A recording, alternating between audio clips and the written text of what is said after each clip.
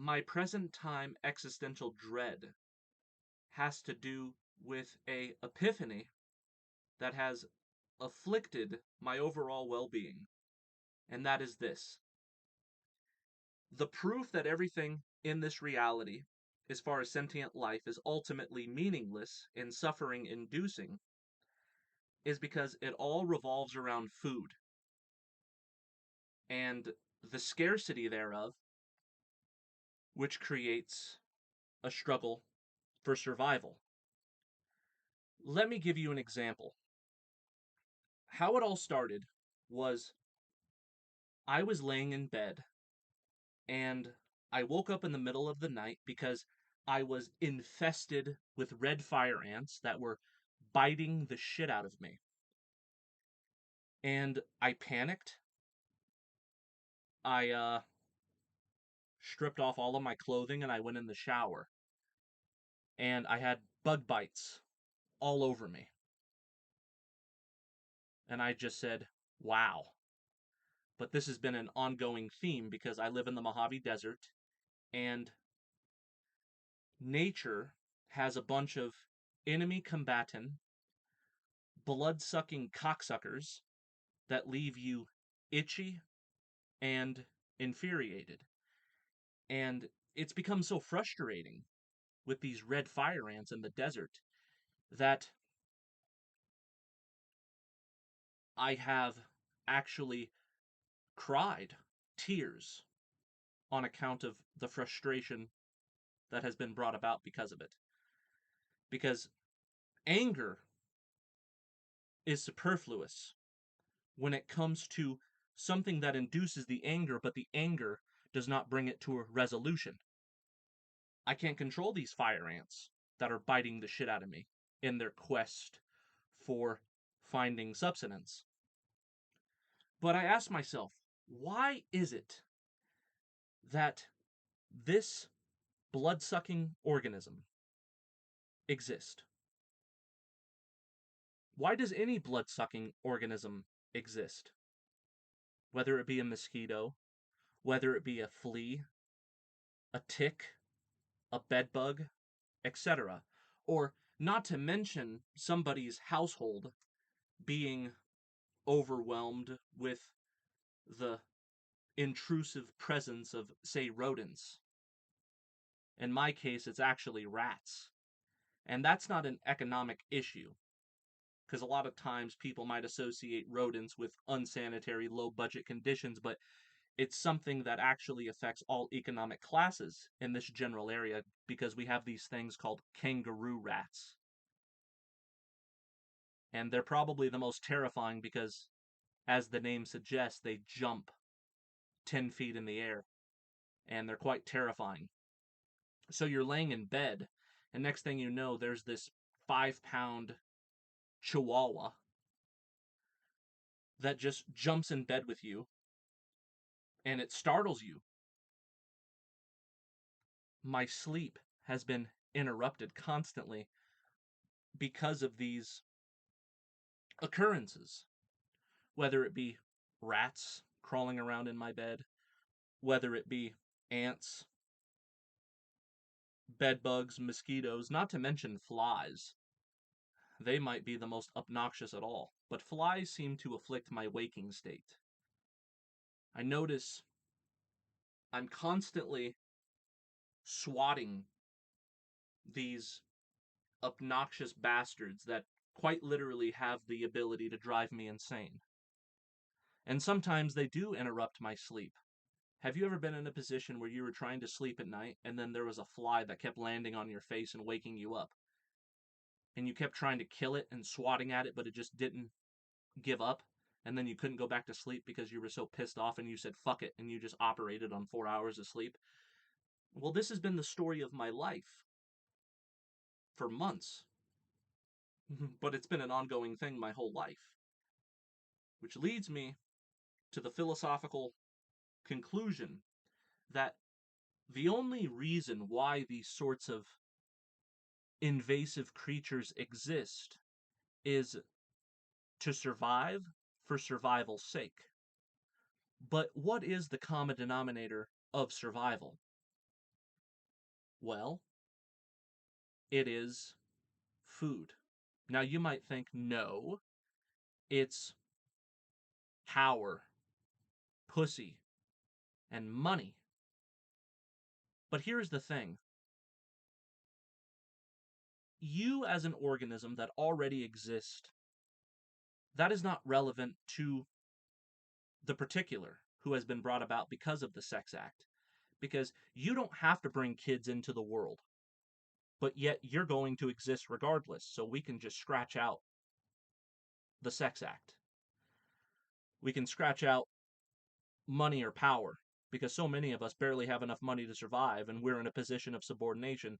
So that's not the conclusion. In fact, if you were to get rid of shelter as a whole, you could still survive by way of being a homeless dumpster diver. So at the end of the day, the number one mode of survival itself is the pursuit of food and water. Think of the ancient past when human beings were hunter-gatherers. Their whole life revolved around searching for food. Now, we live in a first world type of a situation, most of us listening, and food isn't necessarily an issue. In fact, a lot of us are gluttony, and it's not something that is a concern for us. And even if we're of a low economic status, we still have access to food stamps and those sorts of things. Not to mention food giveaways and things of that sort. But when it comes to organisms at large in the animal kingdom, which is the vast majority of creatures, when we look at unintelligent design with sentient organisms, we have to keep in mind that humans are a vast minority. For example, I read somewhere that there is a Googleplex amount of ants that exist on this earth. Now, Googleplex is a number that is beyond a trillion, and then even beyond what number comes after a trillion. It's a number that is ultimately so unquantifiable that it might as well be infinity. And they call it Googleplex. That's a lot of fucking ants. Why do all of those bastards exist? They exist and are guilty with no other crime of being born outside of their control because the will of nature decided that something should exist for the sole purpose of scavenging for fucking food. Okay? It's the same with these rats. They're unsanitary, disgusting creatures that are disease-ridden, but they exist for no other purpose but to scrounge for food. And their quality of life is in detriment because they're constantly in that state where they're struggling for survival on account of food, right? But it also makes human life in particular quite miserable because they have a tendency to infest your pantry, where in my case they actually bit a hole all the way through a whole loaf of bread. They chewed through an entire oatmeal and cereal box, etc. And then, of course, when that food was exposed, not only were there rodent droppings and signs of urination with that pungent smell, but it was also covered because of the opening exposure of food of red fire ants that were taking little crumbs and taking it back to their queen or whatever it is that they do.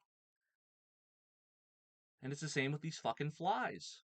They're constantly landing on you, taking little extracts of your skin because they want to survive. That's why they're always landing on your pizza, they're always landing on your food. And I was thinking to myself, not to mention cockroaches, mosquitoes, pretty much everything without exception.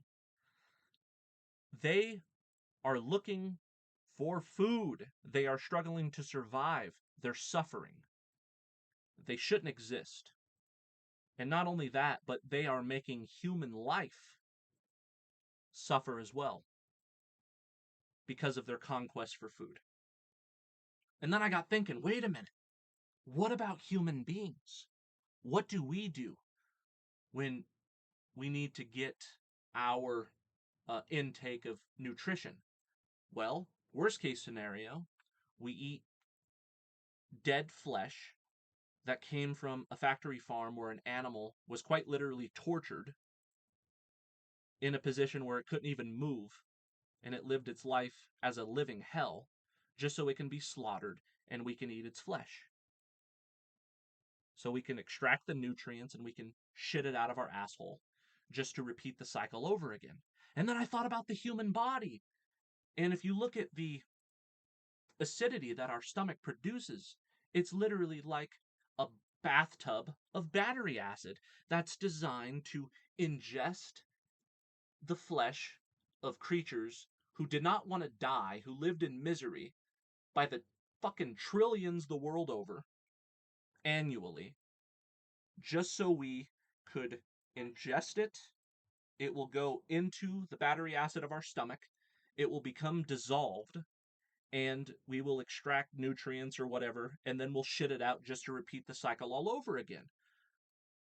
So I thought to myself, wow, everything seems to revolve around food, and anything that makes us think otherwise, I think, is ultimately a delusion. Because we think, no, the mode of survival is to perpetuate the species. In other words, be fruitful and multiply. We have to labor to earn money, and we have to fuck bitches, and we have to bring kids into the world. But here's the thing. Not everybody chooses to breed. And for those who have already been bred, such as you and I, who, say for instance, haven't had kids or don't plan to, we're here. And impoverishment, unemployment, and all of those things don't really bear comparison with the necessity to pursue food. You know, I've always been impoverished my whole life, and sometimes I'm content just living off of tuna, peanut butter and jelly sandwiches, and 99-cent microwavable this, that, or the other. And again, it's low quality, it's cheap, but food isn't an issue. But then again, if we look at the overall behaviorism of the predator-prey dynamics of all of the other organisms that exist, what do we see? We see one stronger predator feasting upon the flesh of something that is weaker than it. Where the lion suffers, we should never conclude that because it's the quote king of the jungle that it doesn't suffer. No, its whole life as a predator is just searching for food. If we were to have a philosophical discussion with a lion, does it want to eat the gazelle? Does it want to eat the zebra? No, it doesn't have another choice. Does the gazelle want to be eaten? Of course not. But the gazelle itself is in the pursuit of food as well. That's in scarcity with the plant life that it consumes. And if you get where I'm going with this, I think this whole survivalistic food consumption issue is the number one proof that what we call organic life as we know it is ultimately completely fucking meaningless. Because everything is about being born as an organism, and you have that particular animal body. And in order to stay alive as that animal body, who didn't want to be brought into the world in the first place, outside of their control, they have to spend their whole existence scavenging for food and preying on other living beings, whether it's plant life or animals eating other animals. So I'm thinking to myself, why would you bring a body into the world in the first place that's going to suffer so? Because if we look at the majority of human history, food has always been a fucking issue. And in some cases, actually a lot of cases, within third world portions of the population, such as India, Africa, Ethiopia, etc., etc., they say the vast majority of the world is either impoverished to the point where they can't get vital nutrients and or starving to death. We lose hundreds of thousands every year on account of starvation because food is an issue. I remember talking to a person on a Discord server, and there was a debate going on between a carnivore and a vegan. And there was this gentleman with a Scottish accent, and he interrupted the debate that was going on. And he said, "You guys both have it wrong. What's the issue is the fact that we have to eat and we become hungry and we have to consume other forms, whether plant or animal, to begin with. It's the fact that we have to eat in the first place as a body that is the true evil." And they continued their debate. They considered what he said as an interruption or a digression. But as far as I'm concerned, that was a mic drop. That was like, wow. Abso-fucking-lutely. It's the fact that we have to eat in the first place. That's the problem. And the majority of suffering that we undergo is the result of that. Even in a first world sense, even though food isn't an issue for the most part in a first world sense. If you ask yourself, why do I go to work and make money? To survive. What are your survival necessities? Well, I have to put food on the table, we say. Oh, yes. I have to, quote, feed my family. I'm the, quote, breadwinner. All right. And what else? Shelter. It all revolves around shelter being the house that we live in, apartment, etc., or food. But like I said earlier, you don't necessarily we do need shelter, but we could survive without it. It'll just jeopardize our whole quality of existence. But it is possible to be a homeless person and just live off of panhandling and dumpster diving, where your whole pursuit to survive is just getting food and water. But at the end of the day, this sentient experience, regardless of the form of organic life in discussion, is completely and utterly despicable and meaningless because it all goes back to food, which is the axiom that I came up with. We exist as an animal body against our will to survive. But what's the point of the survival? We're here to survive for survival's sake. And if you want to call that intelligent design brought about by a benevolent creator, I think you should really check yourself before you wreck yourself. Not to mention all of the starving people all over the world that are in a state of almost dying, but then they finally find something to make them stay alive just a little bit longer, but they're always in that state of dying. Not dead, but constantly dying. And while they're constantly dying in their state of chronic starvation, in order for them to stay alive when they're lucky, they just find something that they could kill and consume. See, this is the number one thing that freaks me out about this reality. As I've already said, it's not only the physicality, having to ingest other forms of physicality, but it's that metaphysical property behind everything that is feeding upon the negative energy that produces. There's something invisible. We might call it the invisible feeder. That when you are feeding upon the suffering of some dead thing, there was something that fed upon its agony before it was even killed. and it's feeding upon your agony when you're hungry or starving in the first place. It feeds upon everything. It feeds upon, we're talking about an invisible feeder that leeches upon the agonizing energy of both predator and prey. It feeds upon your hunger and what it is that you're feeding on that salvaged your hunger. So this is why it's ironic when you have all of these religionists who put their hands together while they're standing over a dead carcass and they're saying, "Oh, I would like to thank the Lord for providing this subsistence for me so I may stay alive."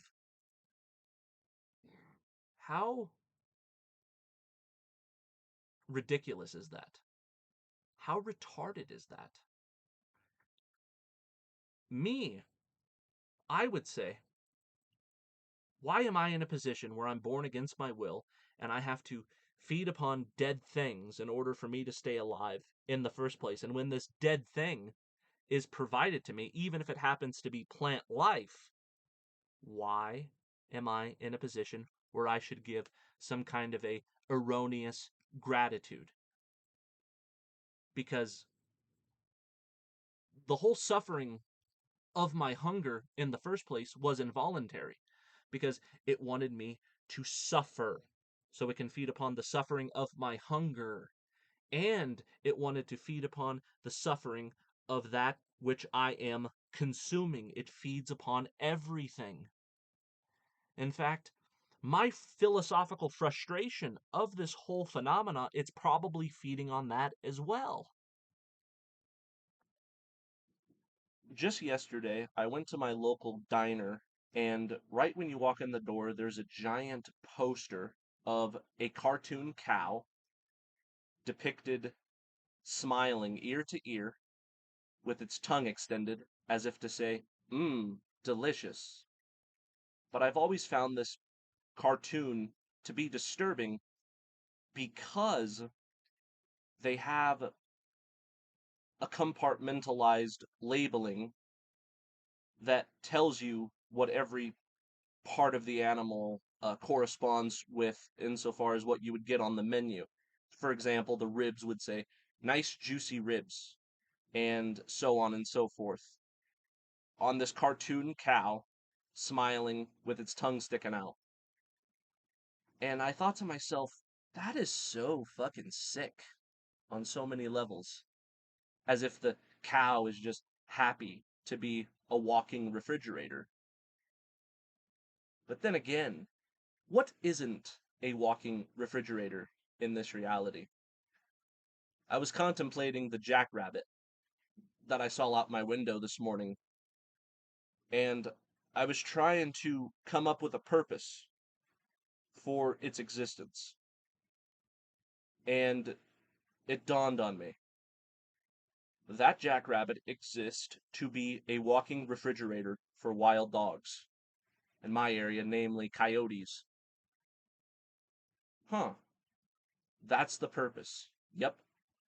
What we call living organisms, they really are just these food sources that are likewise in quest for food themselves.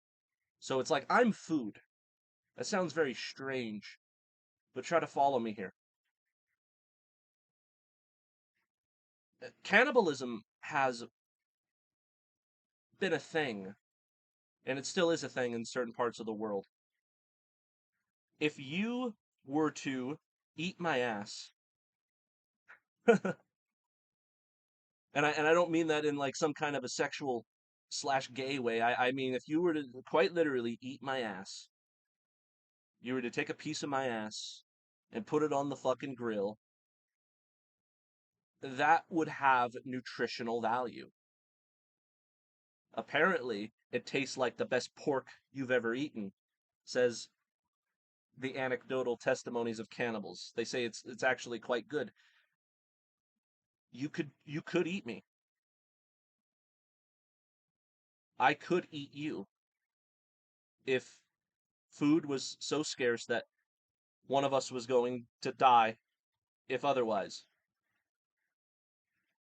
But not only that, but our body in that process will quite literally eat itself via ketosis, where your body will go into a fasted state for such a long period of time that it will go into panic mode and it will start eating all of the animal fats from your insides and take muscle tissue, and so your body is quite literally self-cannibalizing its own organism.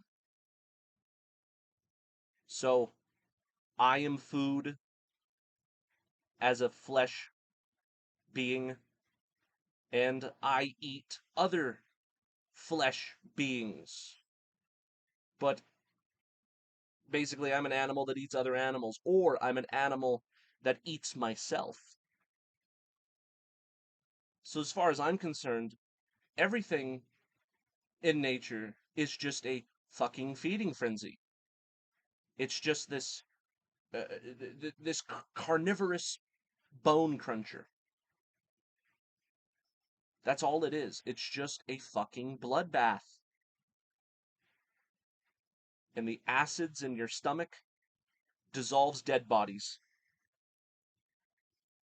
So you can shit it out and extract the life force essence that was in something that just wanted to be happy, but it ended up dying. Lived miserably. Just like that jackrabbit.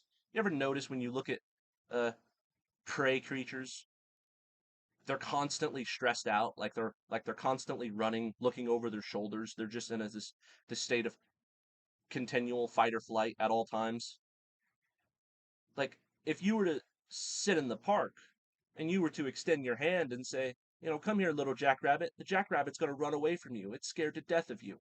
Everything's so scared in nature. Like a stray cat or a stray dog. You name it.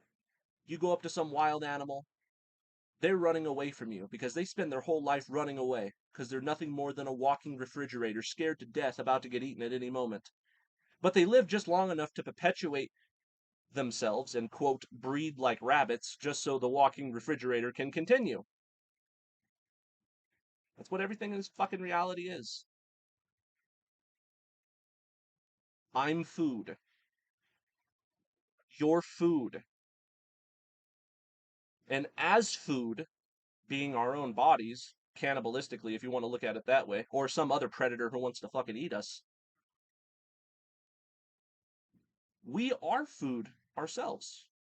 And we, moreover, pursue the same food that we are.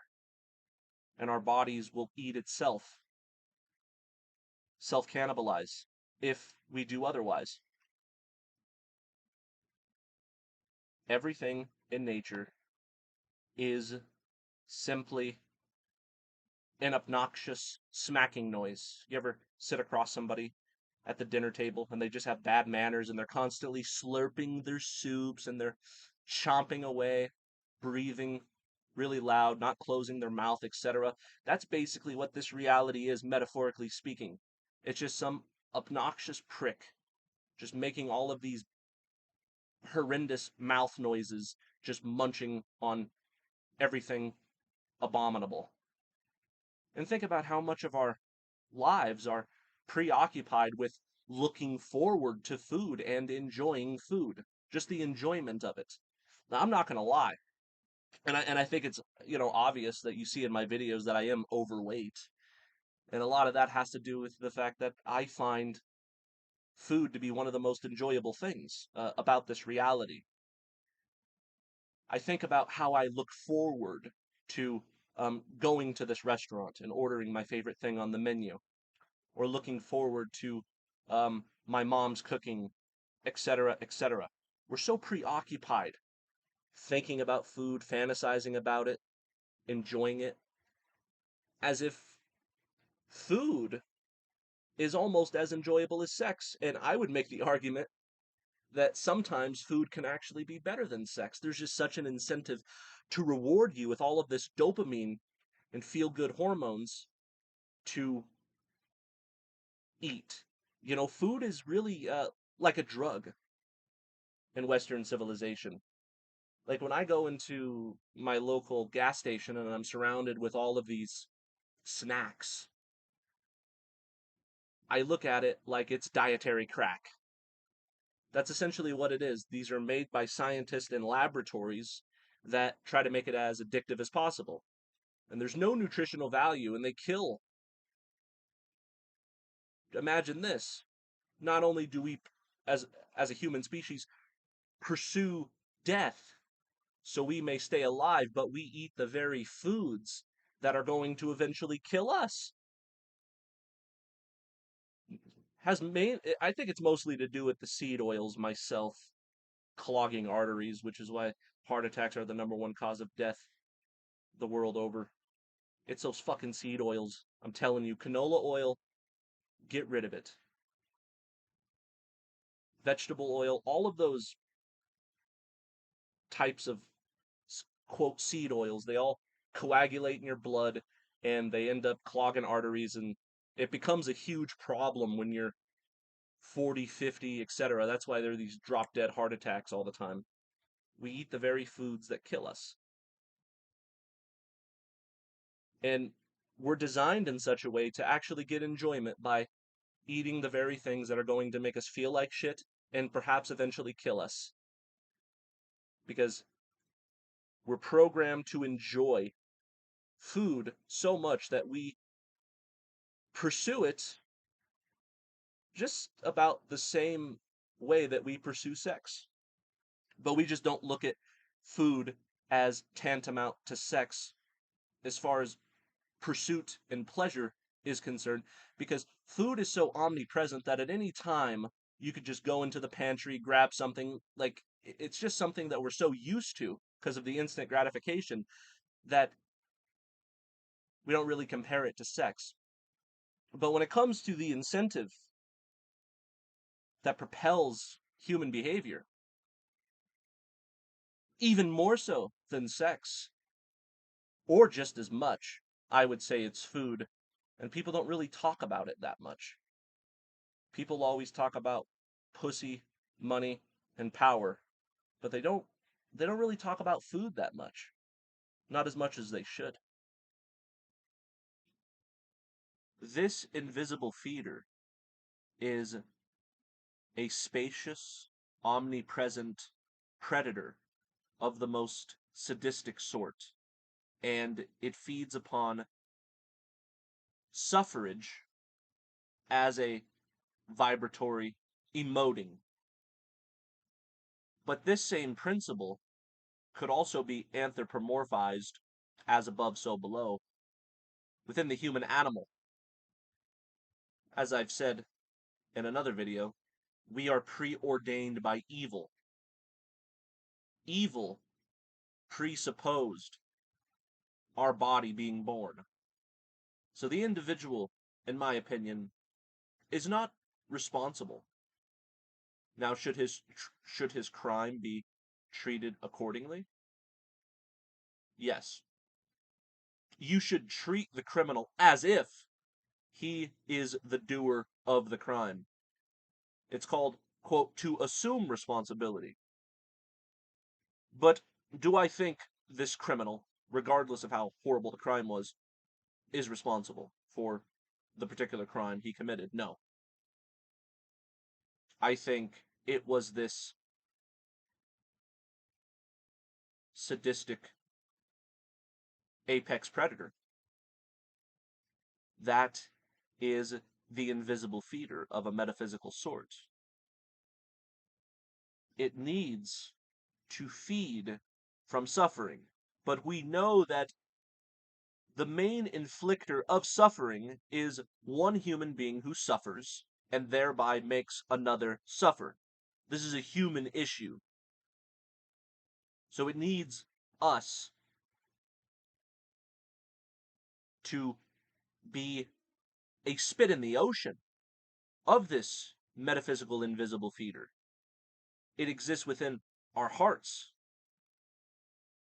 I think this might be the metaphor in the movie The Matrix, where Neo was picked up by Morpheus and that other woman, and they took out that parasite from his forearm, I believe. It looked like it was made out of aluminum, and it was this robotic parasite looking thing. That's the best way I could describe it. I think that might be a metaphor for this very matrix parasite and the impetus, the force in which its body moves, that causes us to either suffer ourselves, make others suffer, or get off on other people suffering. It's this matrix robotic parasite thing that was metaphorically, or I should say allegorically, portrayed in the movie The Matrix. Earth is the objectification of a sick mind. I don't want that to go through one ear and out the other. I'm going to say that one more time. Earth is the objectification of a sick mind. And once it became calcified, or rather, the quote, solid thought of this very sick mind, we could say thereafter, and furthermore, that reality as we know it is nothing more than a sick mind. I think this is the best definition of Earth/reality that I've ever come up with, that I've yet to encounter. That's exactly what Earth is. The animalistic automaticities of corporeality is nothing more than the objectification of something of a metaphysical sort, the invisible feeder, as I call it, that was gross, sickly, and evil. I would say gross, sickly, and evil. And it was hungry, but it needed your mouth to feed. It needed your cock to feed from lust. It needed the sickness of our shadow material, that is the dark side of our heart.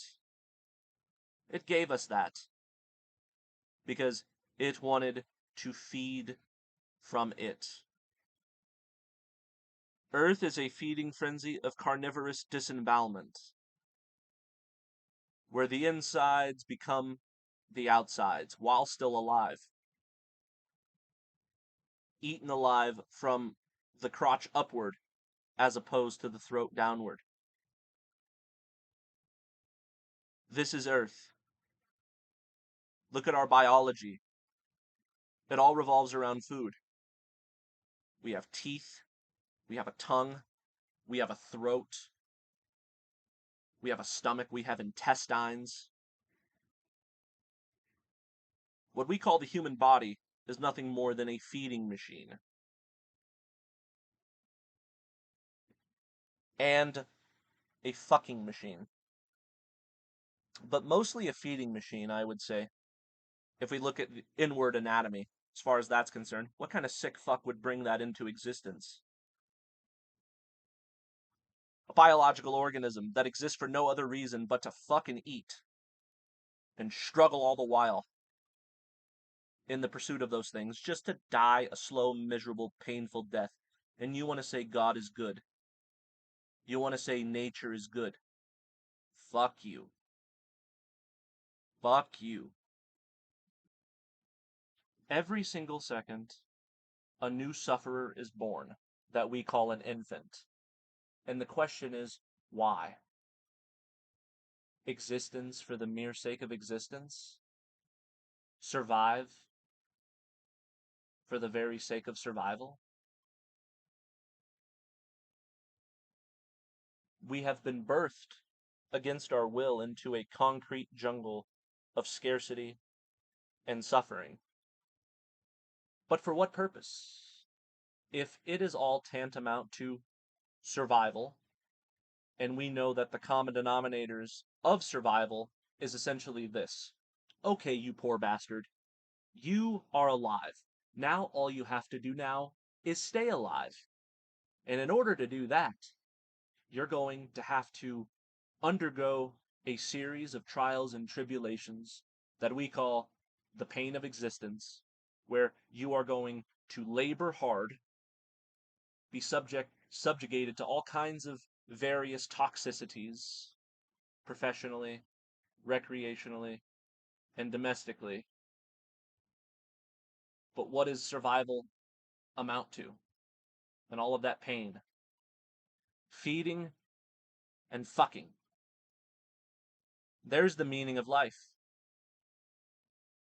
It is not only you that has to survive for your own organism, but you have to assure that your loved ones, women and children, you got to make sure they survive too. And what do they need?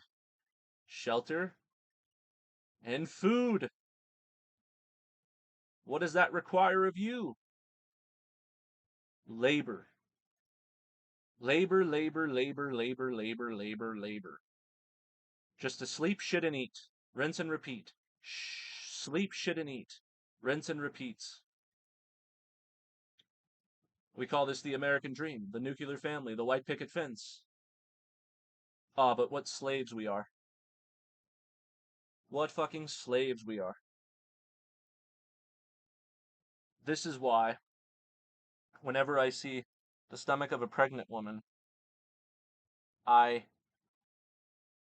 feel nothing but a sense of dread. That child is going to be born, and I already know his fate, or her fate. And it's going to be the same as all of us.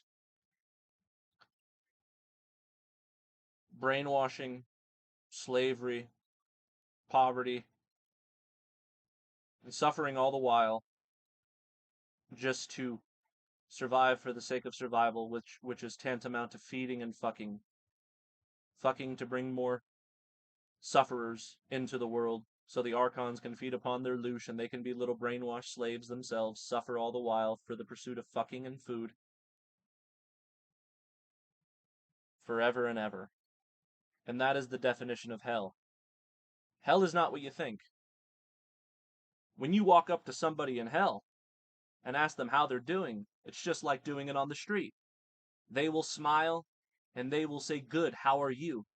And then you say, "Likewise, I'm doing great. Good to see you." That's hell.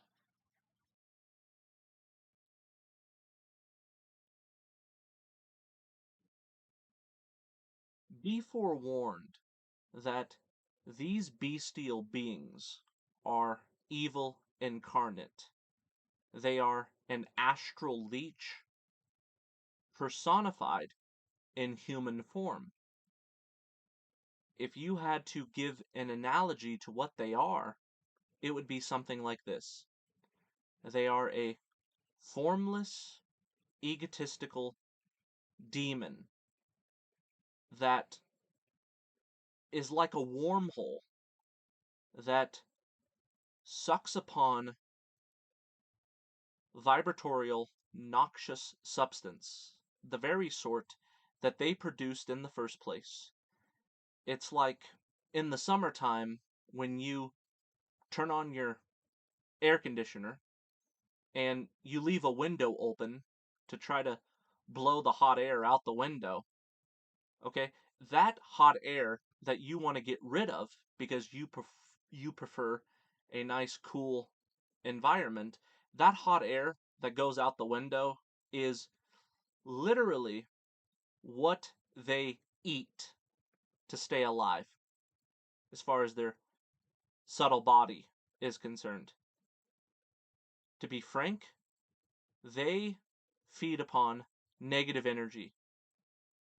That's their sole purpose for existence. And I want to give you a few examples of this type of creature. So, first and foremost, you have what I said earlier, the energy vampire. So what is that? Well, have you ever encountered a social interaction that was uncomfortable, but you endured it regardless? And by the time you left that individual's presence, you felt completely drained of all your life force energy. All of your prana was depleted. Okay? Forget about the idea of, quote, vitamin deficiencies. The number one deficiency that we experience as a human of a pro-social and pro-life kind is prana deficiency. And of course, prana is merely the life force energy that we have that gives us that feeling of charisma and overall well-being. But there's certain entities that masquerade as humans that actually want to suck that out of you so they could feel high off of it, just like an archon feeds upon loosh. Loosh can also be ingested by humans. So let me give you an example, and it can actually be insidious with this encroachment because a lot of times we don't realize that we're dealing with these types of energy vampiristic sorts that are parasitic in nature. But I can assure you that you encounter them on a regular basis and you just don't even know it. Here's an example. It is always a extroverted, outer directed personality that fits the bill. Now, I'm not saying that all extroverts are like this, but every toxic person who I've ever encountered, they were always a super outer directed extrovert. So you have to keep that in mind. Now, here's what they do. There's always a sense of urgency when they want to have social interaction with you. So you sit down and you humor them, but it's always a one-sided conversation. They're either gossiping about somebody else or talking about themselves. Okay? They're not talking with you, they're talking at you. And they are speaking like an auctioneer, a million miles a minute, blah, blah, blah. They're saying, this person wronged me, and he or she is a piece of shit. And here is my life story. It's all about me, me, me, or them, them, them. But it's never about you. You're just sitting there listening. And as soon as you try to change the subject, or maybe give your opinion, they'll interrupt you and they'll gravitate the conversation back talking about themselves or somebody else who wronged them in some way.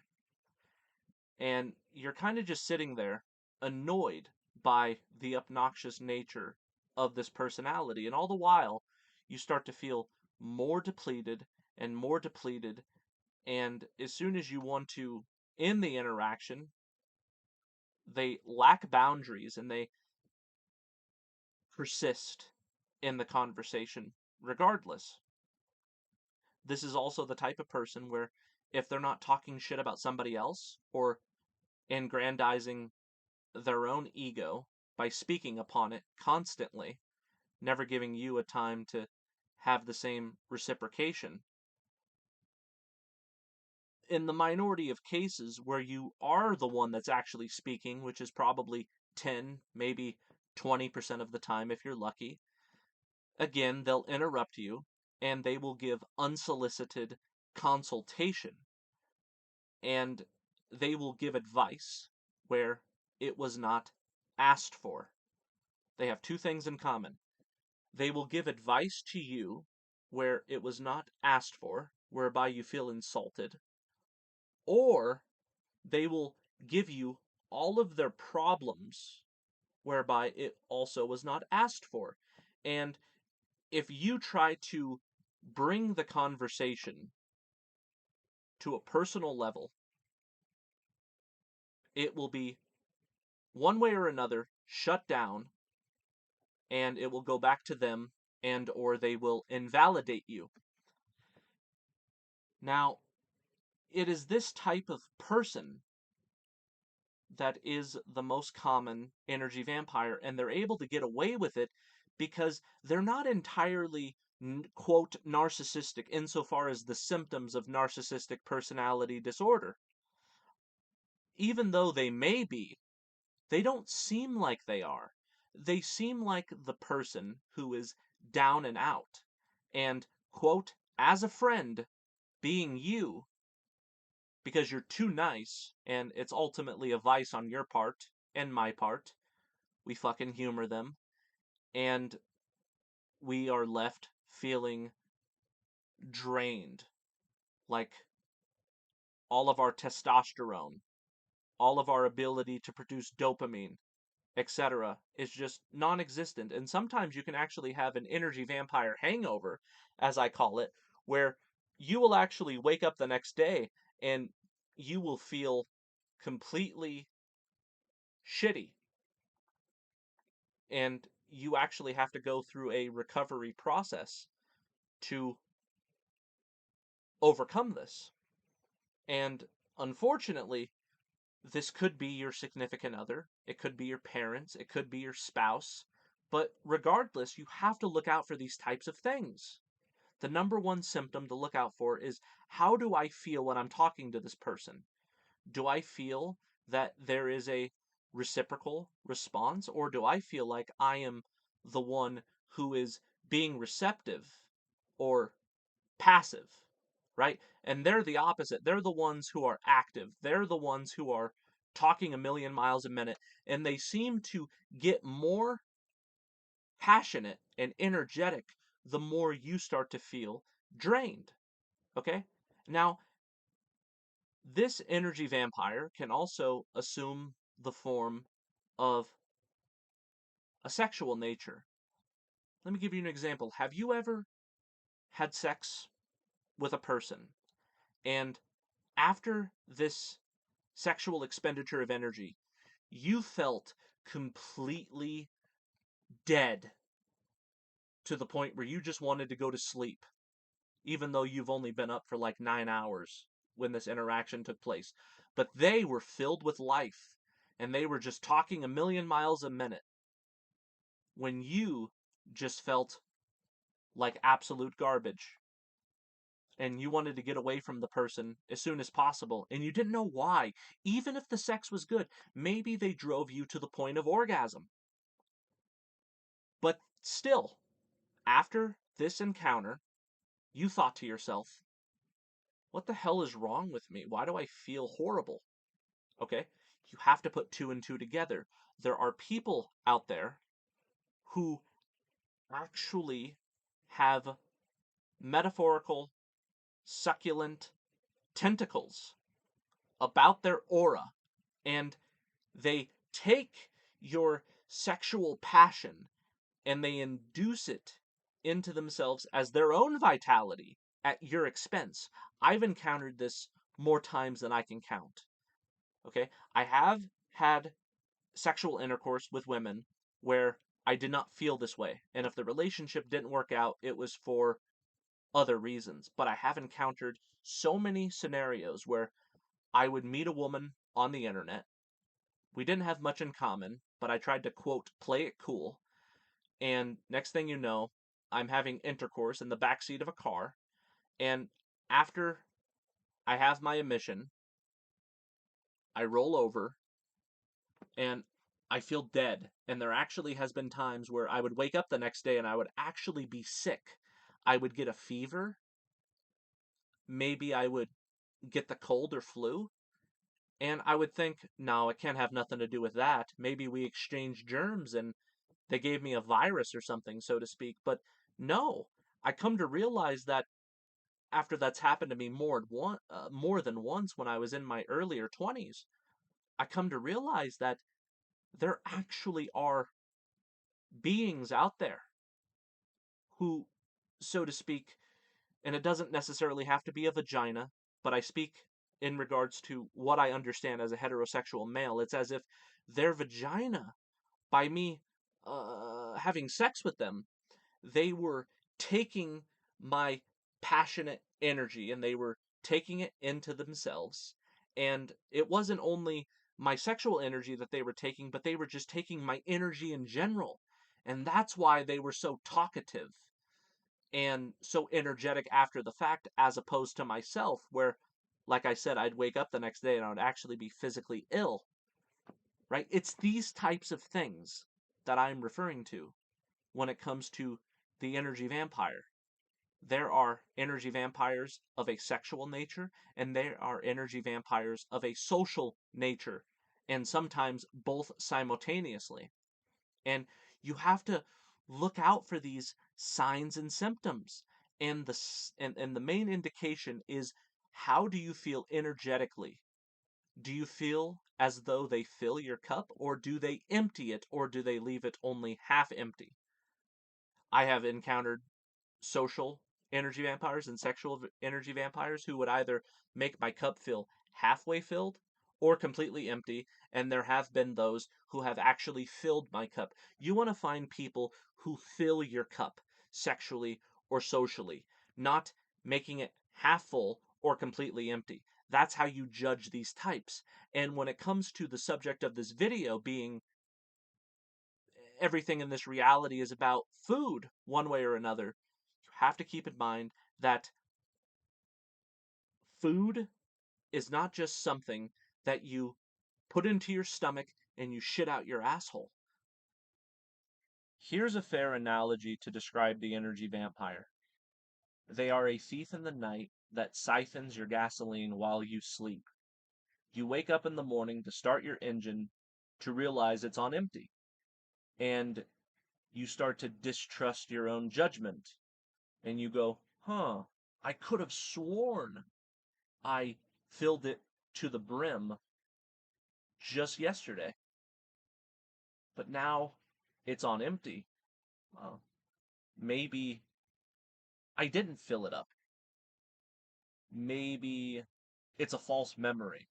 Or maybe I'm I'm not accounting for the amount of miles that I drove, etc. Right?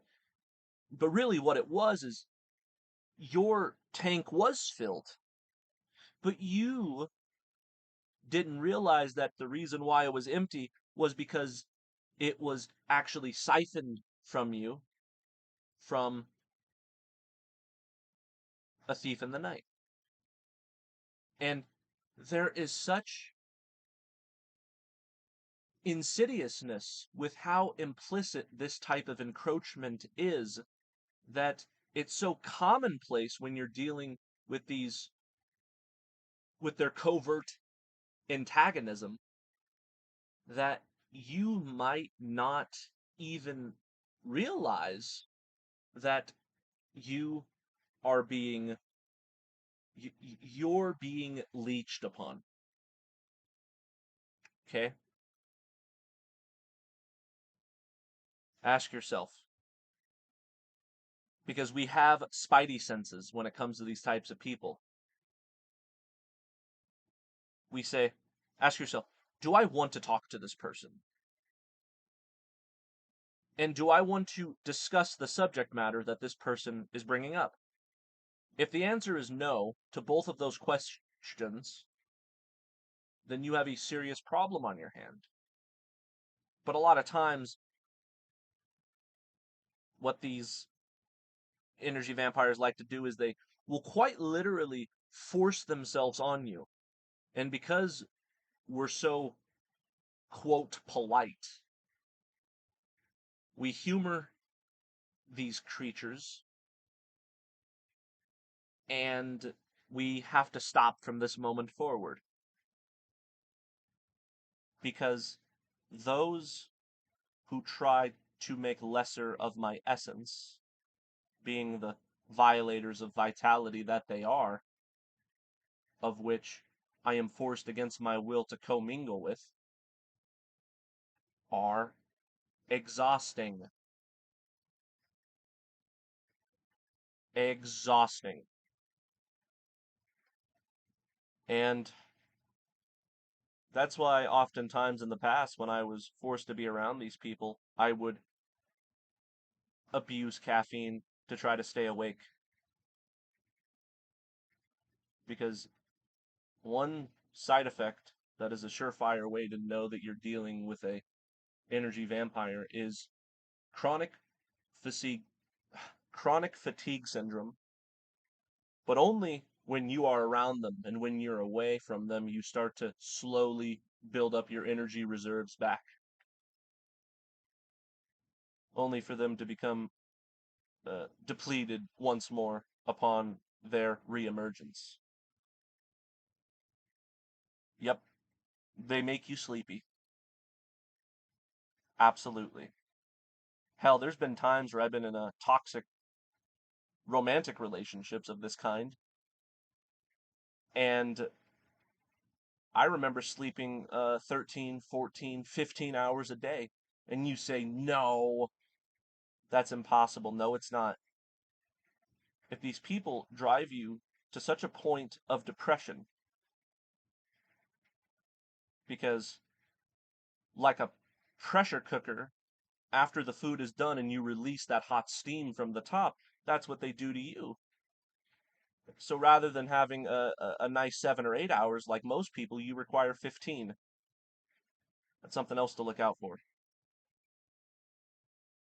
These sons of bitches do not engage in communication proper, but rather they are conversationalistically parasitic, and there's a big difference between the two.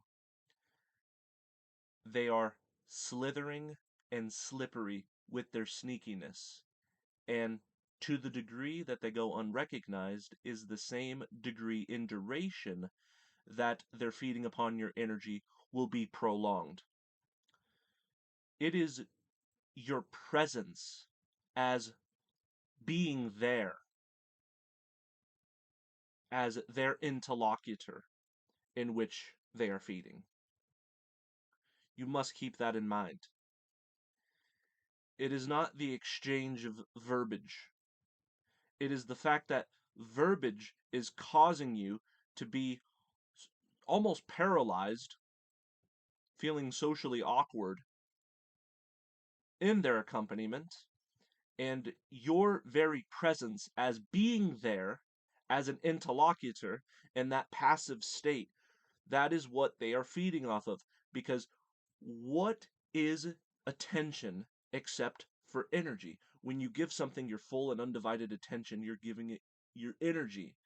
But when it comes to the conversationalistically parasitic, as opposed to communication proper, you could see that you're being extracted of your vital energetic resources.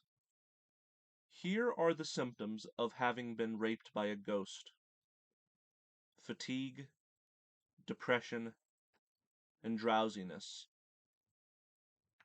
All seemingly different and unique, but yet so too the same, because they have derived from a common cause, unknown to most. To those who wish to make lesser of your essence, are violators of vitality, and the proper protocol as far as your operating procedure in dealing with them thus forward is twofold. Number one is non-interference. That means stay away from them and leave them the fuck alone. Don't involve yourself with them. And number two is disconnection. If you have involved yourself with them, or you are involving yourself with them, you have to cut ties and terminate the relationship altogether, in so much as possible. If it is impossible to practice non interference and, moreover, disconnection, then say they're a coworker, they're your boss, etc., you have to understand what's happening and reject it with an act of your will within your own mind, and therefore deflect them. Deflect their attempt to suck your energy. There's a lot of power in putting forward the will to deflect, especially when you know the energy vampire and you know what they're doing. Once they've been identified, but you have to interact with them anyway because you don't have a choice. Least participation is possible, and when you are participating with them on account of lack of choice, deflect. That's really the best advice I can give for dealing with these types. Furthermore, please be advised that energy vampires come in two main categories. You have the covert, who feed upon the energy by way of contact. That means they don't have to arouse a negative emotional response within you, per se, though they often do. But with this type, they just feed upon your energy in general. They feed upon, they're basically attention whores, and they parasite off of your energy reserve by way of your attention, because like I said earlier, when you give something your attention, you're funneling your energy into it. And that's what they feed off of.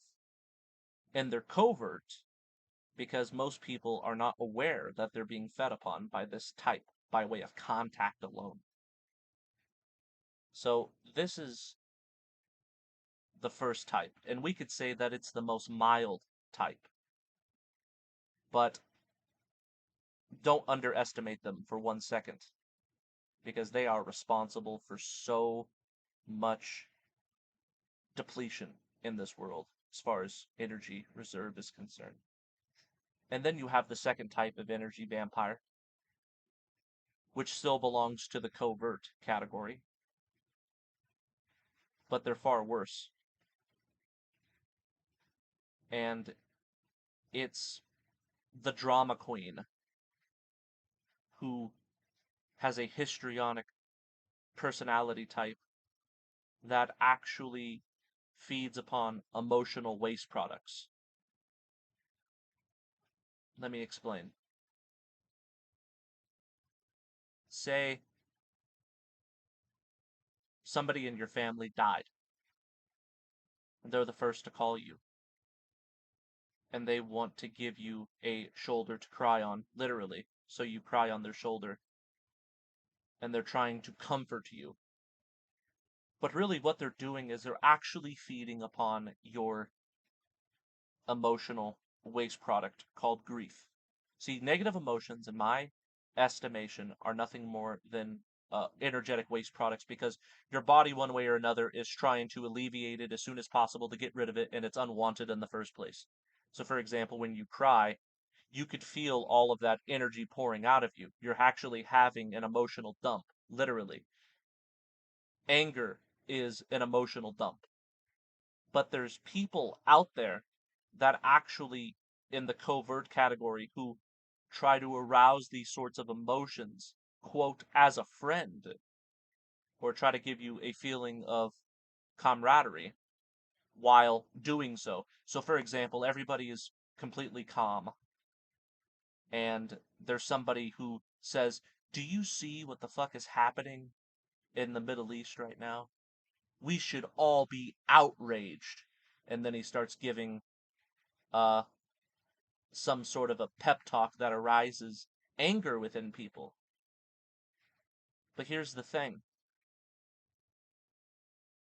When he arose that anger, he did so deliberately, perhaps subconsciously, because he wanted the people in the environment to become angry, which is a emotional waste product, so he could enliven himself with that as a fuel source. Same with the woman who encouraged somebody who just lost a loved one to cry on her shoulder or his shoulder. Now, this type is quite dangerous, but they're more easily recognizable because when it comes to the first type of energy vampire that literally just feeds off of contact alone, I mean, you could just be having a normal conversation, and how would you ever know that you're being fed upon, other than the fact that you feel depleted afterwards? Then you put two and two together. But this type, they expose themselves because they love negativity unnecessarily. They love unnecessary negativity, and they will go out of their way to cause it or to be in the accompaniment of environments in where which it is happening. This type of energy vampire is premeditative and calculative. They put much forethought into their workings. And here's their workings. They are the anonymous black silhouette with the question mark that you never knew about. Always behind your back. They are the whispering shit talker. And their agency of causality is always in the form of the third party. They are types of people who want you to have the catharsis of venting about your enemy. So you vent, and they play the therapist, and they put you on a metaphorical Freudian couch, and they seem to be attentive, but you didn't see the tentacles behind their supposed attentiveness, because there is a lot of metaphysical succulation going on. And they love these emotional waste products. They arouse them. They encourage you to have that catharsis. And then you still feel drained after the fact. There was nothing therapeutic or medicinal at all about it. And then you gaslight yourself and you think, oh, I must feel like shit after I took that emotional dump because I'm just realizing how depressed I really am. But no, it was because they were feeding off of you that whole time. But here's the thing. That same enemy, as soon as he leaves your presence, he will drive to that enemy's house and spill the beans as to everything that you just said and pretend to have your enemy's side. And now he is acting in cahoots with your enemy. And it's so on and so forth. They pretend to be your friend, and they always encourage you to vent to them. They always encourage you to spill the beans as far as uh, dirty laundry, gossip, those sorts of things. And they love it. But as soon as you're done telling them everything, even though you were encouraged to vent and you were promised confidentiality, they are going to tell as many people as they possibly can, as well as the very enemy in which you were speaking about. That's how this type of person operates. Whenever there is drama between two people, they are the mysterious third party that jumps from your swinging dick to your enemy combatant swinging dick and he cherishes both. In his mind, both of these parties are neither friend or enemy. It's all about the energy extraction. And oftentimes, as a third party, they will actually spread rumors and they will actually cause beef between two people, and they will play both sides of the fence, unbeknownst to the other. These shitsters fan the flames of man's frustration so they may feed upon it. And they, as the third party, were the direct causality between the two parties becoming antagonistic in the first place. This is their only reason for existence. They feed upon emotional waste products. That's what they do. So you have to understand that the energy vampire, by definition, in order for them not to be depleted, they must deplete you. It is by your very depletion of energy is whereby they are no longer depleted. They become filled to the brim with what they parasited off of you energetically. Okay?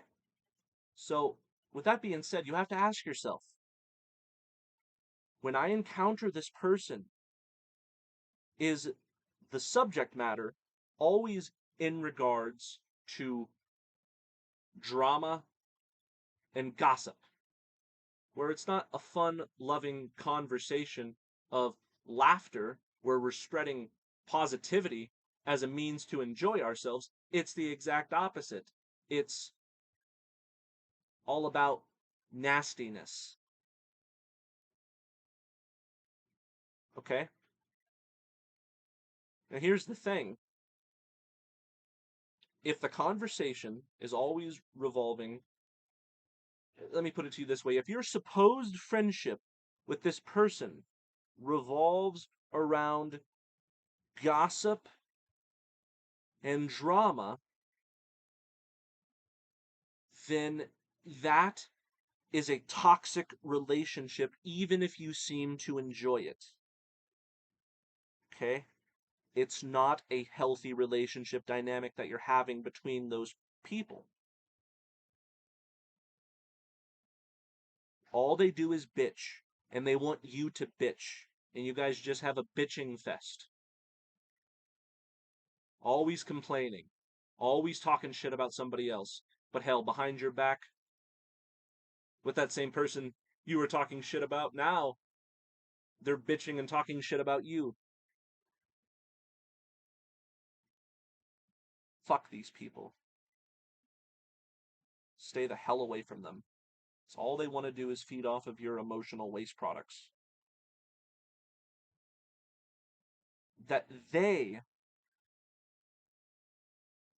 the emotional waste product would not have arose in the first place had they not caused it to emerge as a friend. As a friend, they cause emotional waste products to emerge, and we can't make the connection. When it comes to that old familiar idiom, when shit hits the fan, they are both the shit and they are the fan. But they dilute your righteous judgment by suspending it on account of them intercepting it. Because they think you guys are just a couple of chatty Cathy's, right? And then you say, quote, when shit hits the fan, man. And then they laugh and they respond, yeah, when shit hits the fan. But what you're not understanding is that energy vampire is the shit and it is the fan. And when you remove yourself from that toxic influence, and hell, just remove yourself from human interaction in general, you find that there is no fan and there is no shit. Close the door and lock it behind you and just enjoy the silence. See, that's the best remedy. Now, it is time for the grand finale, for I am going to be extrapolating the exposure of the most detrimental type of energy vampire of all, which is the overt. The aforementioned pertain to the covert, and we've already discussed its twofold manifestation. But this type is far different because it is evil incarnate. People have a mistake of assuming that the Archon, which feeds upon the loosh of human suffering, exists only as a negative entity in the astral realm. But what people don't understand is this creature, incorporeal, could actually incarnate in a human body, and it exists for the same reason. Here we have the cluster B personality disorders personified. Here we have psychopathy and narcissism at its apex, as the very nature of their condition. That means they were born this way, they will remain this way throughout their life, and they will die this way. And when they reincarnate, they will do the same thing. And if they go back into the astral, they'll just be an archon there. Archons don't need to be something that exists as a, quote, ghost. It can also be that ghost in the machinery of the flesh doing the same goddamn thing. So,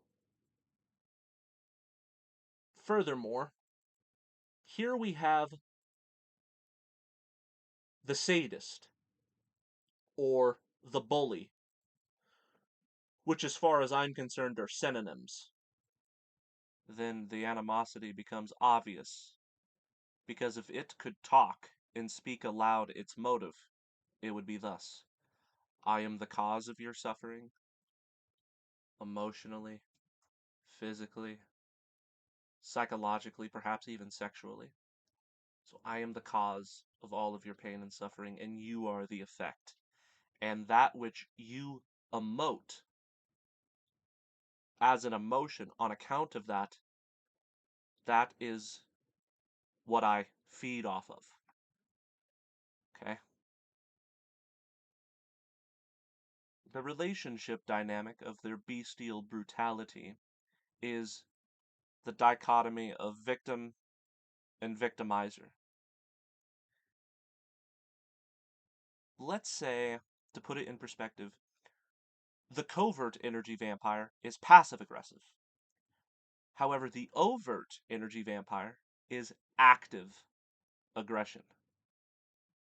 That means they are on the offense with their offensiveness.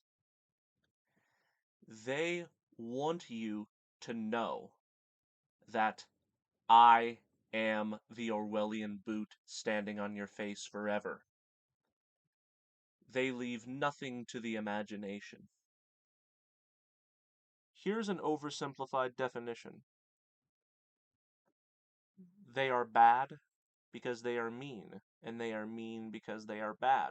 They are bad, mean, and exploitative people who thrive on abusing others. And they want to be condescending and sometimes even terrorizing because they derive pleasure in so doing. The three words that would describe their dark triad, in my opinion, would be belittlement, anxiety, and fear. That's the emotionality they like to induce in others. And when it emotes out of their energetic body, it's like a drug to them. And it's like a food to them.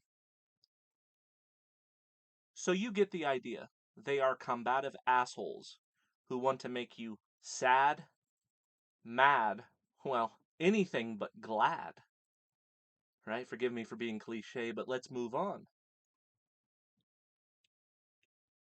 These subhuman cocksuckers are supported by the algorithmic matrix simulation itself.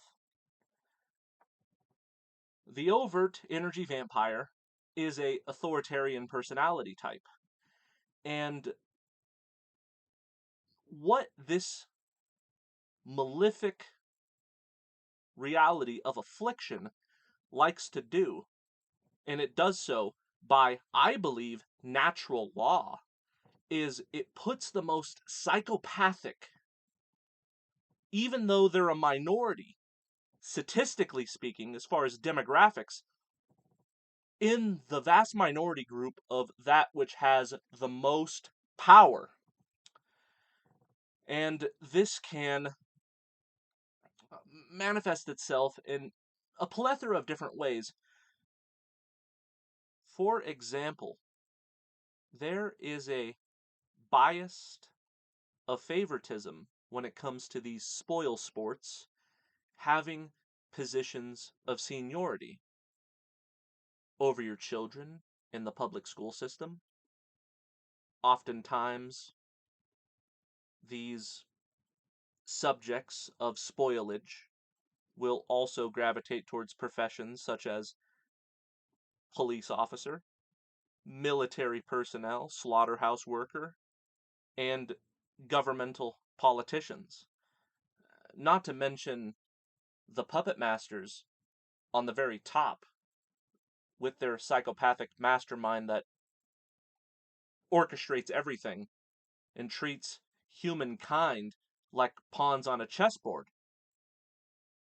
And it should come as no surprise that this fatal phenomena is a reoccurring theme in this reality because the power hungry, as you would imagine, are just naturally going to gravitate towards those professions because what do they guarantee?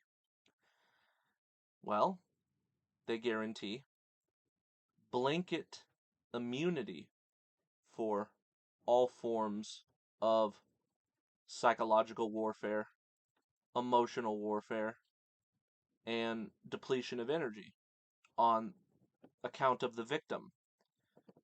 Here's why. If you have a problem with your boss, you're fired. If you have a problem with the government, you're a criminal. If you have a problem with the school system, then you're expelled, etc., etc. Everything is so inverted that those who have the audacity to prescribe the difference between right and wrong are they themselves the most evil.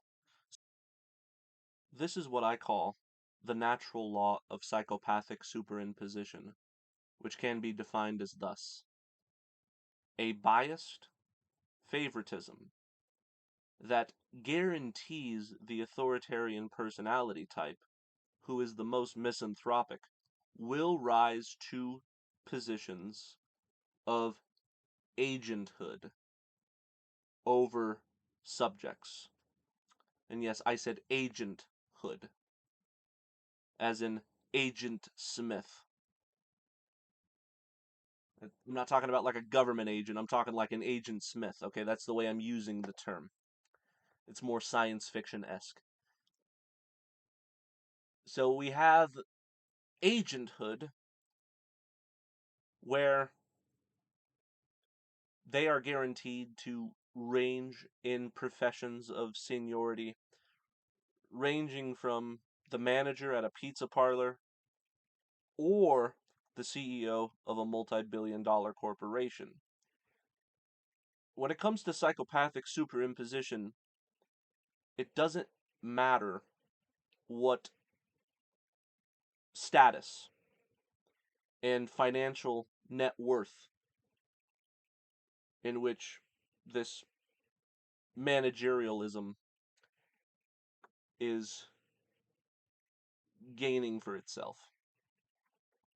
All that matters is the person who is in the position has the power to mistreat others and get away with it. And when it comes to psychopathic superimposition, the overt energy vampire, which is about 30% of the population, and that's a generous estimate, makes up about 80 to 70% of positions of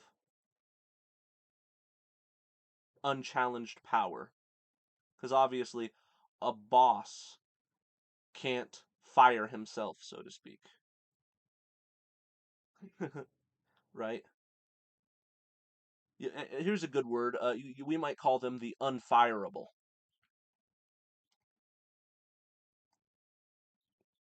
And sometimes they can be fired, but they still have power that they reign.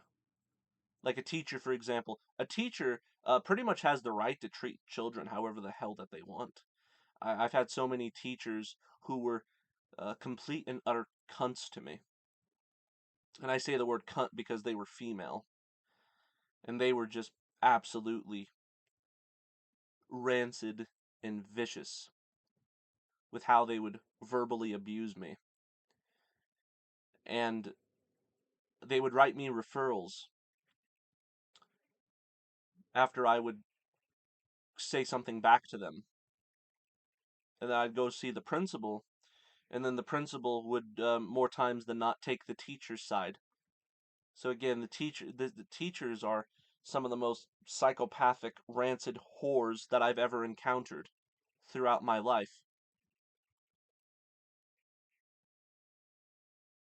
Not to mention college professors. I'm not making generalities, but I'm saying a good portion of them are of this sort. Furthermore, when it comes to the law of psychopathic superimposition, there is no such thing as a insignificant managerialism. What I mean by that is it doesn't matter if the the boss is fat, stinky, and ugly, making just a bit over minimum wage at a hot dog parlor. If that menace is breathing down the neck with his foul breath a bunch of teenage boys and teenage girls, as far as those teenage boys and teenage girls are concerned, he is the overt energy vampire that is in a position where he could feed off of their energy. There is no such thing as, when it comes to the law of psychopathic superimposition, I will say once more, insignificant managerialism. The overt is a social chameleon. In other words, they are a shapeshifter in nature, but I mean that as an allegory. What this means is they have superficial charm, and they're able to be temporarily, quote, benevolent and charismatic. They're able to be attractive. So, how this manifests domestically is, in the beginning, because they have a future tense stranglehold in mind, what they will do to see to it that it's fulfilled is they will essentially project your own psyche onto you insofar as what it is that you desire in a partner. But guess what? After a certain expiration date, because they can only be benevolent, quote unquote, for so long, once they have you, and when I say have you, I mean have you right where they want you, which is a state of codependence and vulnerability, they will start to behave in accordance with their true colors, which is red, as in red flag. And then you say to yourself, huh, they're uncharacteristic. They're not usually like this. What the hell is going on? Maybe they convinced you to quit your job. I'll financially support you. Move in with me. And then once you're in that, sharing a toothbrush kind of a situation, maybe even in marriage, all of a sudden they start to micromanage you. They want you to be a slave, which by definition is the claim of ownership on somebody else's body. They want you to follow their orders. They become control freaks. And you argue with them. And you find that they will always pick a fight with you, seemingly for no reason at all, completely unprovoked. And then, with livid frustration, you will beg the question right to their face. What the fuck is wrong with you? And, moreover, who are you? You're not this person, right? And then their psychopathology will temporarily go into a state of dormancy. It will be like a disease in remission. And they will go back to this theatrical performance, which is their transactional relationship with you as their quote partner, and things will kind of appear as though they are back to normal, but you raise an eyebrow because fool me once, shame on you.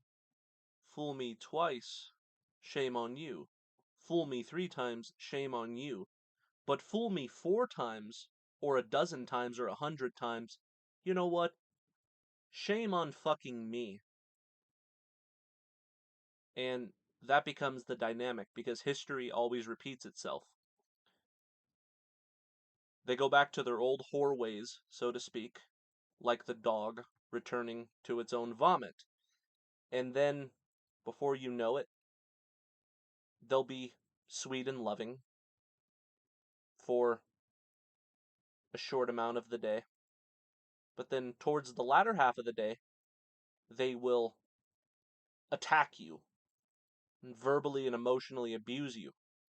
And you notice that they start doing this once you're in that state of vulnerability due to codependence, because they manipulated you into that position because you trusted them. In the beginning, they want to earn your trust, and once you have their trust, that's when the mask comes off. And it only gets progressively worse. At best, at this point of severity, it's like the most bipolar relationship you can possibly imagine, where in order to keep you around just so they can feed on you at the end of the day, in the morning, in the afternoon, and maybe even the early evening, they will be decent. Maybe even, quote, loving at best, even though they're faking it. But when the sun goes down, that's their feeding time. And then, bon appetit upon your fucking energy. And what's more is that sometimes with this bipolarism, they could be just fucking completely toxic 24/7 for weeks on end. And then all of a sudden, when you're, you know what, I'm going to move back in with my parents, fuck this. I'm desperate. I'd rather be homeless than deal with this. Then, oftentimes, if you're naive, you'll fall victim to their bullshit once more. And then they'll actually be their quote old self, which they never were to begin with, for weeks and months on end. But like I said, their psychopathology is like a disease in remission. It's in dormancy. And once it gets reactivated, because they can only go so long without feeding upon the suffering that they produce upon you, it's going to come back. And you might ask yourself, when it comes to the domestic sense, when it comes to the law of psychopathic superimposition, in the same way it applies in the field of our workplace environment, why does it not apply in the same way in domestic, quote, partnerships? Of course it does. The algorithmic matrix will send these types of people to you. And the reason why they were so attractive with their superficial charm is because there's something paranormal about these people. Like I said, they will project your subconscious insofar as what you want in a partner. And they will have all of those idiosyncrasies. But then they will dissolve and become the complete opposite. What was once what you wanted in a partner is now everything that you despise. And then it's that bipolar thing where it'll go back and forth, and then like a pendulum swing, you're so disorientated to the to the state of nausea, like being on a emotional roller coaster, quite literally, where you're just like, whoa, whoa, whoa, this is insane. This is mental illness. What the actual fuck? And then you'll terminate it. And then you'll meditate in foresight on account of what just occurred, and then you'll realize exactly what I'm saying is true. And unfortunately, so many of us put ourselves out in the dating game, not because we're superficial insofar as hookup culture, like we're not promiscuous, we want to find that, quote, special someone. And then somebody appears, and then the same thing happens. It's like a vicious cycle that continues to haunt our being. That's because the Matrix is using them as agents to feed upon our loosh, and the Matrix knows everything about you. That's why they're able to be who you want them to be up until the point in which they are not that anymore. So in this demented dynamic, you start to realize that who was once a sweetheart has now turned into a heartbreaker. And the word, quote, domestic partnership takes on a whole nother meaning, as in a domesticated overlordship, just like the same way we would refer to a domesticated animal. That's how you start to feel. They back you into a corner, and you feel as though you are in a cage. And you try really hard to escape, but it's extremely difficult because of their manipulativeness. So, in due time, when it comes to human toxic personality, you will find yourself suffocated with the chronic reinforcement of the fight or flight mode that they produce as the walls are closing in on you. The relationship dynamic becomes claustrophobic, in other words. And you say to yourself, I have to get out. Because at first you fight it, and then you fall victim to a false reconciliation. But then you begin to fight it, just to go back to that false reconciliation. And then sometimes you actually go into freeze mode, where because you are so exhausted, you refuse to fight anymore, you just take it. And that's when it dawns on you that I need to flight. And you've said it before, but this time you're serious. I am going to flight. In the same way, a predator, in the same way the prey flights from the predator. That's what you do. No more fighting, no more false reconciliation, no more freeze mode, which is nothing more than depression and anxiety. That's just when you feel the most defeated.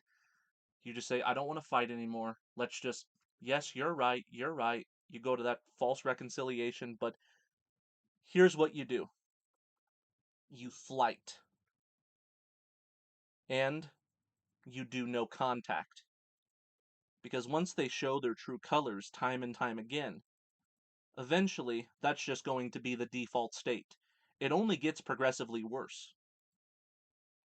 Those odious ones who force you to expel emotional waste products have no choice but to do so, as they are a negative entity energetically which has incarnated. So, in the same way, if one refuses to bathe and they neglect all personal hygiene, they have no choice but to be repulsive to all five senses from every human's consideration. You say, he looks bad. His clothes are filthy. He smells bad. His breath stinks. Get away from me. Okay? That is what they are metaphorically on a vibratory level. They are like an energetic biohazard, like meat out in the sun. That is an invitation to attract nothing but decomposition and thereafter rats, maggots, and whatever unsanitary organism that wants to feed upon it. So we must eschew this excremental befoulment that abounds, which is working at the detriment of our behalf, because the overt energy vampire and its symptomology can only produce emotional waste products. And the psychological response that pertains to this is, as we've said before, so-called fight mode, which is nothing more than argumentiveness, which they feed on, and so-called freeze mode, which is nothing more than placation that leads to false reconciliation.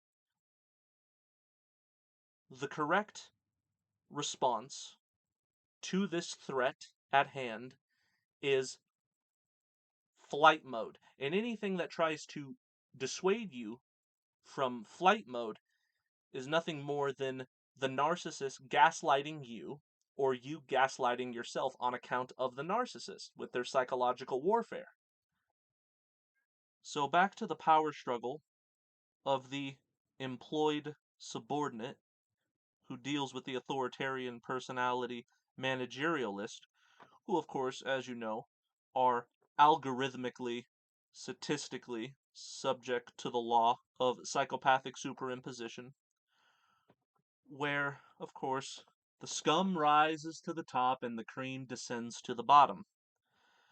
But one thing I forgot to mention in regards to this dynamic is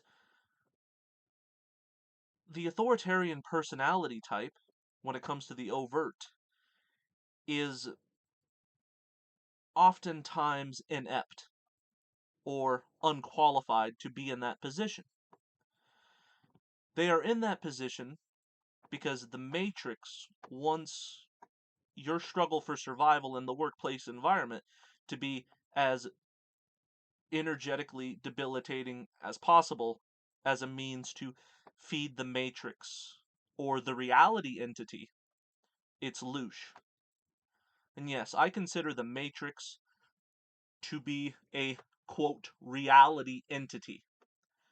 And that's this omnipresent intelligence that has many vortexes that are like a black hole that suck upon energy. And it favors the lowest vibrations, particularly shame, fear, embarrassment, anger, all of those things that are emotional waste products. So you'll notice when it comes to these types, they often shoot their whole employee-employer relationship when it comes to optimal functionality right in the foot, because if all of your employees are in a position where you are giving them verbal lacerations on a constant basis, it is that disciplinarian dynamic that causes their performance to plateau. And in this burnout society, where everybody is so depleted of their energy that it's this crash and burn type of a scenario, um, we have to realize that the managerialist with the psychopathic superimposition are punishing the regular citizen as the statistical majority who is not of a cluster B personality type to be feasted upon. And you say to yourself, this quote boss is really shitty at his job. Everybody around him or her is performing terribly. Or you're actually doing your job more efficiently than the person breathing down your neck, but the person breathing down your neck is always going to um, talk shit to you and bitch and say that this is not good enough, that's not good enough, and you're like, I'm doing everything that I'm supposed to do, and I do it well. Why am I being verbally punished? And then you realize that it's not about proficiency. The Matrix does not want proficiency in the workplace environment. Because if it did, there would be no law of psychopathic superimposition, and he who is the most pro-social, pro-life, humanitarian, who cares first and foremost about the well-being of who he or she employs, and secondary to that would be performance and dealing with the lack of performance appropriately. But what we have is completely ass backwards. It doesn't care about performance. It cares about putting the person who is actually going to hinder everybody's performance due to the quote toxic workplace environment as a means to feed off of energy. Okay? It has nothing to do with who is the most qualified. It is often the most unqualified, to the point where if the subordinate was actually able to fire the one who hired him in the first place and be in the hot seat in his stead or her stead, he would actually be able to operate the corporation better than the psychopathic CEO. But it's not about that. It has nothing to do with performance. Because if it did, everybody who is in a position of power would be qualified to do what they do. And as you know, the people who run the world, who are on the top of the food chain of this hierarchy, do a terrible job. Look at all of the unhappy customers when it comes to these big international corporations, and all of the people who are overworked and underpaid and suicidally depressed on account of how abusive and rancid everything is. The managerialists are horrible at what they do. And it just so happens that about 70 to 80% of these managerialists are most often overt energy vampires. And it's like that by design. We often say, in regards to our autobiographical subjugation, that, quote, this is inappropriate. This is, quote, uncalled for. This is, quote, unnecessary. Because we essentially get harassed. And we notice, yes, our performance is constantly being criticized, but what about the performance of the boss man? They're very terrible at what they do because they just give everybody a hard time in most cases. And yet they're the ones that have the highest pay grade, and they're the ones who are fixed in that position of summit power hold. And it seems confusing to us. We say, how can that be? Well, now you know, as if you didn't know already. Psychopathic superimposition puts the boss man, who's very bad at being a boss man, in that position of agenthood deliberately by way of natural law. Because it's not about the well-being of the corporation as an entity, whether it's statistical performance or otherwise. It's about your perceived lack of performance on account of being shat upon. You know, the authoritarian personality type, who's the overt, they really are the turd in the punch bowl of that corporation. And when it comes to that old expression, I smell a rat. Well, that turd in the punch bowl and that rat that you smell just happens to be your, quote, superior.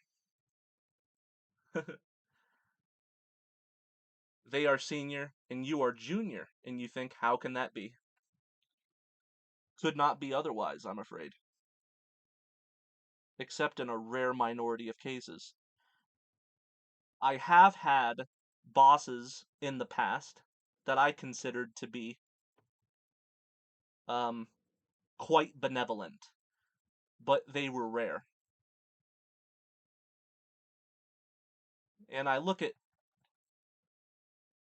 in the statistically majority of cases of what I've experienced thus far in my 27 years of life, and I ask others, have you experienced the same thing? And they say, yes, my boss is an asshole, and he sucks at what he does. I could do it better, but I can't. You see, here's the main motto when it comes to those who are subjugated to the law of psychopathic superimposition. The subordinator is always right, and the subordination is always wrong.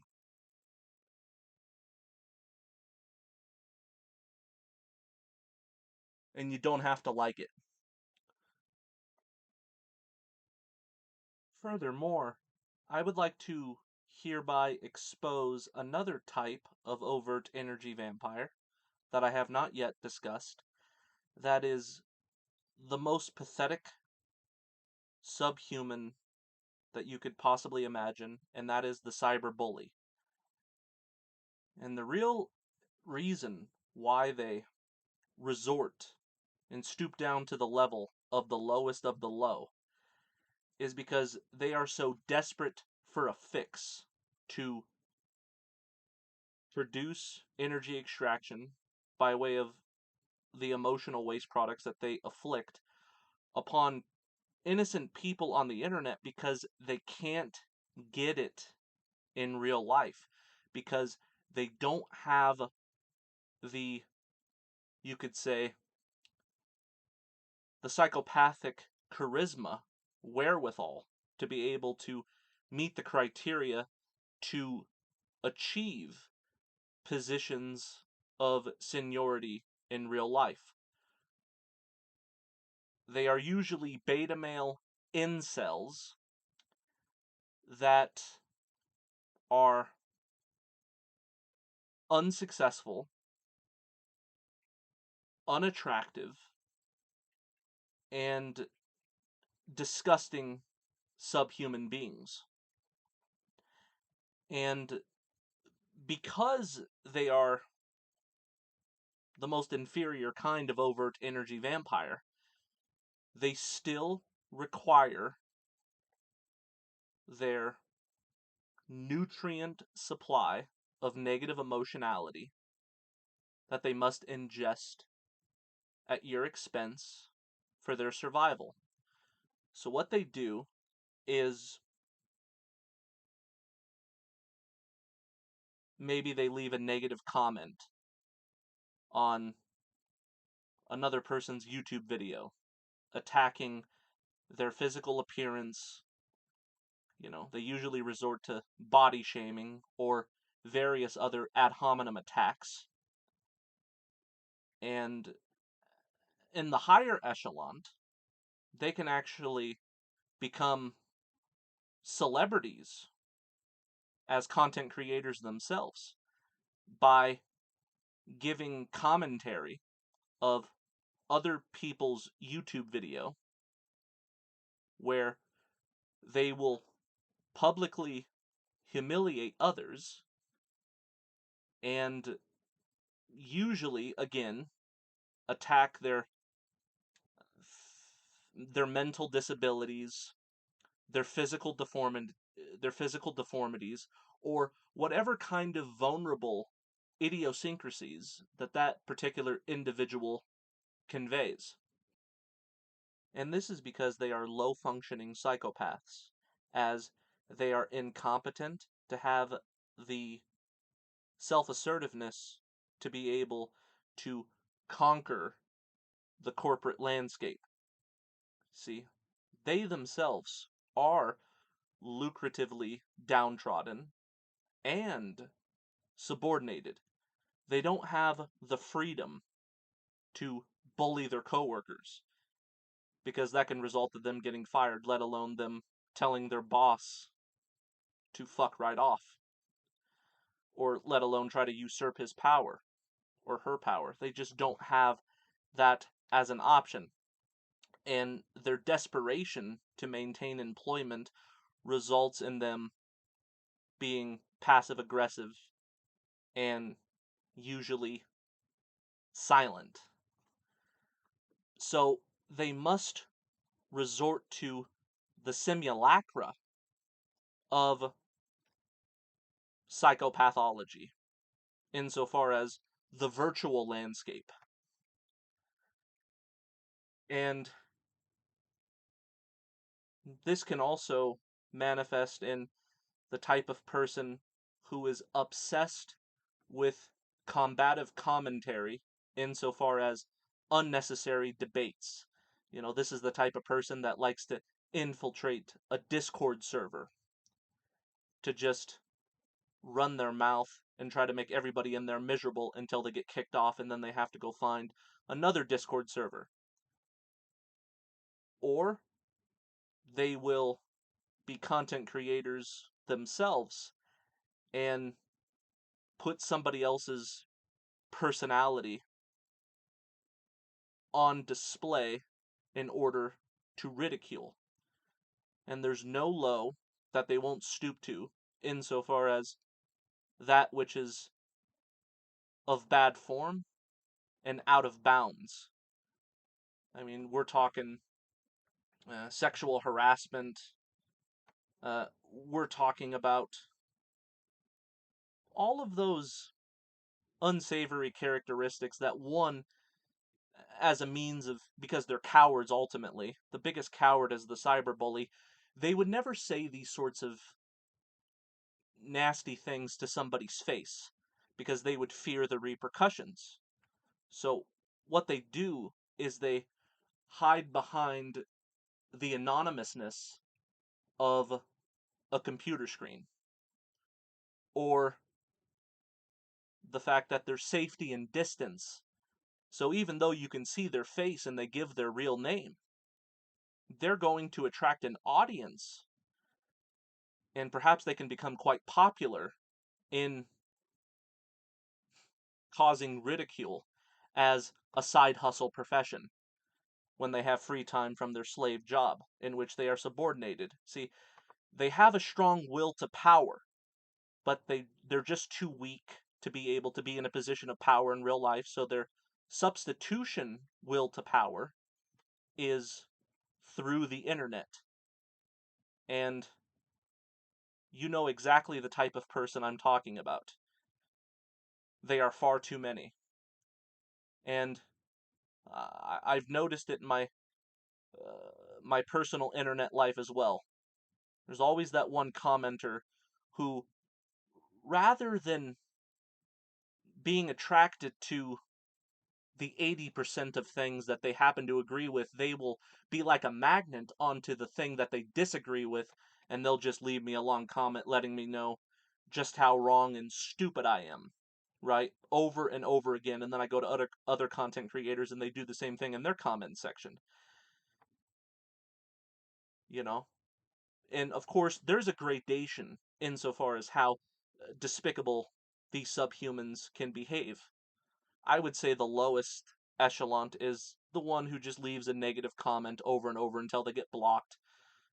The debater in a Discord server that continues to rear their ugly head after they get blocked. You talk to other people in Discord servers that you just join and you say, yeah, there was this person in this other Discord server. I had to leave. It was a complete shit show. And then the other person in the Discord server will say, oh yeah, we kicked him as well. And then you find that that same person also has is a content creator on YouTube, just leaving a big fat Cleveland steamer on everybody's chest every day. And in case you don't know what a Cleveland steamer is, it's when you take a shit on somebody's chest. Okay? That's what they do. They live because they're so miserable on account of their unsuccessfulness in life, their failures. And in order to bring their lack of power to an echelon that is satisfactory to them, even if it is the simulacra of the virtual world, they will do everything to bring others down so they can bring themselves up. And they feed upon your misery. So, like the old expression goes, don't feed the trolls. When you notice this trollish behavior in your comment section or in your Discord server, etc., remove them immediately.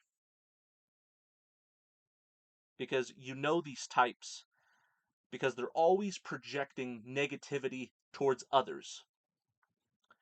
And when it comes to them as content creators, well, you have to keep in mind that, and this is me being as optimistic as I possibly can, not to be insensitive to the amount of pain and suffering that they cause to the people that they put on blast. It's just that the audience that these sorts of bullies seem to attract are actually other bullies. So it's one cyberbully, overt energy vampire, attracting other members of its same species who are just feeding upon the loosh that audience produces and that content creator produces. So anything that they say towards you ought to just go through one ear and out the other because it's insignificant, because only a low-life piece of shit would encourage that type of content creation, let alone be that type of content creator themselves. They're all overt energy vampires of the most pathetic kind, and anything that they say, it should be like water off a duck.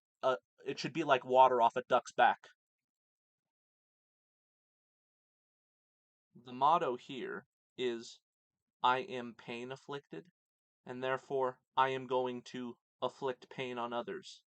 I'm a miserable son of a bitch, so I'm going to make other people miserable sons of bitches, even though they're not like that inherently as I am. But if I can cause them to temporarily become a frequency match to myself as a result of the affliction that I cause upon them, I can feed upon that. And that will be my source of exhilaration. That will be my mental orgasm. Okay? They are sadistic by nature. When we become affected, we become infected. And that means we have the symptoms of disease that the virus has caused. So in other words, the virus is inside of us and it becomes a part of us when we are violently sick. And we realize that the reason why we have become sickened is because we were able to be negatively affected and therefore infected by that which is sickening, right? So I'll close on this statement. When it comes to the stench that derives from the cunt of an onion that belongs to a rancid whore, everything that comes out of that foul creature's mouth must be considered null and void. For if it is not, then you as a subject assume a frequency match and therefore equality with the other subject that belongs to that rancid subhumanity. And when you allow rancid subhumanity that belongs to the cunt of an onion, which belongs to a dirty, disgusting whore, then you essentially have been defeated, because when you emote emotional waste products, which you are not inherently, but they are inherently, and that's why they feed upon it, you have actually fulfilled their purpose for existence. So, hell, it's different if somebody does this to your face. If somebody says something unacceptable right to your face, then they deserve repercussions for their actions. But when it comes to the anonymity and the safety and distance that belongs to the cyber world, really the only thing you could do in that scenario is not to retaliate, not to give a response video, not to reply to their comment, but to delete, delete, delete, delete, and remove them from you. And by you removing them from you, by blocking them, then what more can they do? Because let me tell you something.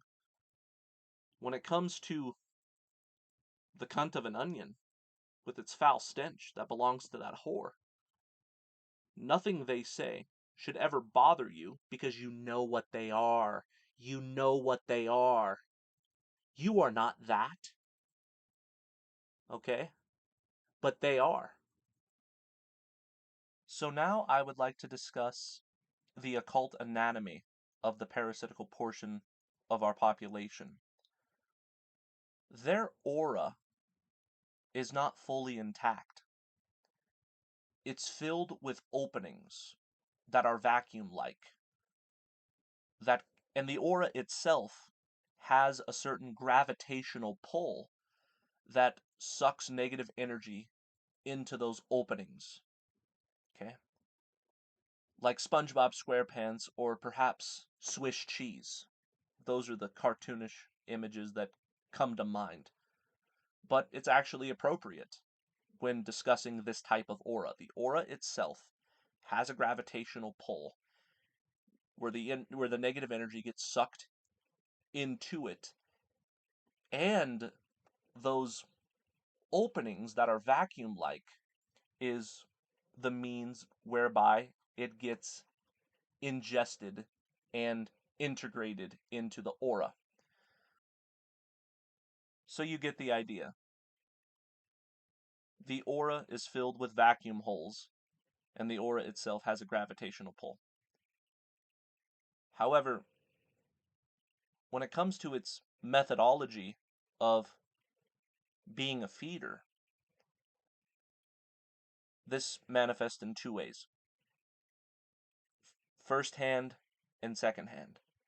So first hand is when the energy vampire, as a direct agent of causality, creates a negative effect to victims in the environment, and he or she thereby sucks it into itself like a sponge, absorbs it, because he caused it, she caused it, right? Now, secondhand energy vampirism is quite different.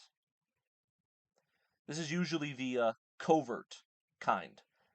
And what they do is they are like flies when it comes to stink on shit, where they want to be in a environment of turmoil, even though they're not the ones who are necessarily causing the turmoil. They just want to be there so they can absorb the negative energy with the gravitational pull of their aura into those vacuum-like orifices. Okay. This sounds ridiculous, but I'm not making this up. Energy vampires are a very well-known thing in esotericism. They're spoken upon at length. And when it comes to it, the types of ways that it can feed, it is twofold. First hand or second hand. Okay? Now, first hand is the most obvious. That's like Biff from Back to the Future. Okay? All of the pain and suffering that he caused as a bully, he performed those actions and he did it so he can feed off of it. But that was first hand. But the second hand type would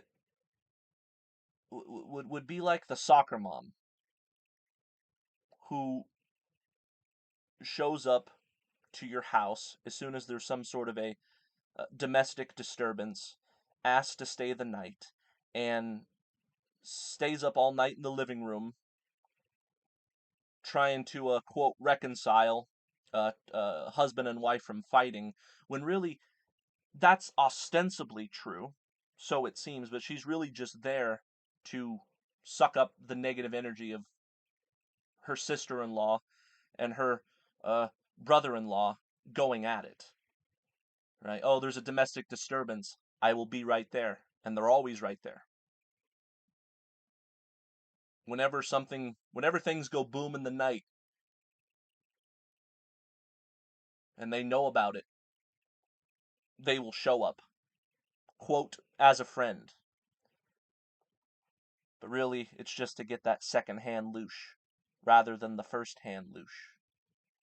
But when it comes to the non-corporeal dietary needs of energy vampires of all sorts, whether it's first-hand or second-hand, it matters not. All that matters is they get that negative supply of energy. Now, I can't stress this enough. When it comes to the covert hostility of the second-hand loosh feeder,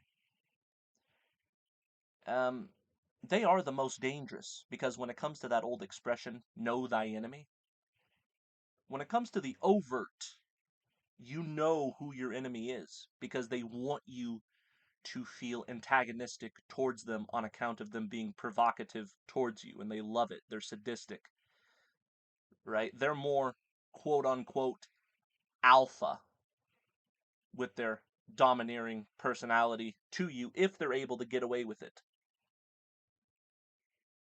And of course, positions of seniority in the workplace environment gives them that opportunity. But when it comes to this other beta low level type that would rather, um, rather than smoke a blunt, they would rather go to a rap concert just to try to get a contact high, so to speak. I mean, they're pathetic, but they are the most dangerous because they are most likely to go undetected. So always keep that in mind. Secondhand feeders occupy the places and spaces where the aftermath of emotional distress is airborne, and oftentimes they were the third party that whispered in somebody's ear, played both sides of the fence, and orchestrated it just so they can show up at the right time and ingest all of that low vibrational, nutrient dense filth into their aura. So when it comes to identifying this type, you have to ask yourself, when it comes to their occupancy of spaces and times, does the space they occupy just so happen to correspond with a time duration where emotional distress was taking place? And if they're constantly showing themselves to be guilty in being present in a territory of space and time that corresponds with emotional distress over and over again, you know damn well that you're dealing with a secondhand feeder. So I would like to make one more closing statement to finalize the modus operandi of the agenthood of energy extraction.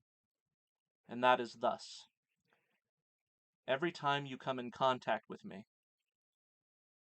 you die a little bit inside. But every time you die a little bit inside, you are meeting my dietary needs. And then I digest you over and over again. It is you dying inside that is the diet that I feed from. And when I digest you, you die a little bit inside over and over and over again. And you wonder why you suffer from depression. You wonder why you have ideas of unaliving yourself. You wonder why you have chronic fatigue syndrome. It's because of me.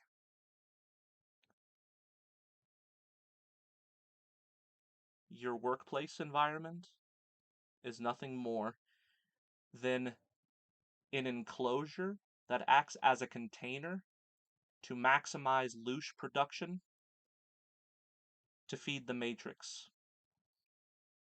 You're a battery to this monster. It's the same with churches. Every time you get on your knees and you beg for forgiveness and you live a life of guilt, it feeds upon your shame. And when you go to church and you're holding hands and you're trying to placate to this Yahweh monster, guess what? That building, called a church, is nothing more than an enclosure that acts as a container to harvest your loosh. It feeds upon your fear and shame. It's the same when you have a chronic sickness and you have to get admitted in the hospital. It's the same when it comes to slaughterhouses. It's the same when it comes to prisons, sweatshops, etc., etc. These are what you might call loosh energetic hotspots. And these enclosures are designed to be an energetic hotspot for loosh, so all that energy gets funneled to the demiurge to empower the matrix. You know, Charles Bukowski said in one of his poems that isolation is a gift. Don't throw it away. And I know exactly what he's referring to, because there's much virtue in being exempt from energy extraction through the asocial lifestyle, where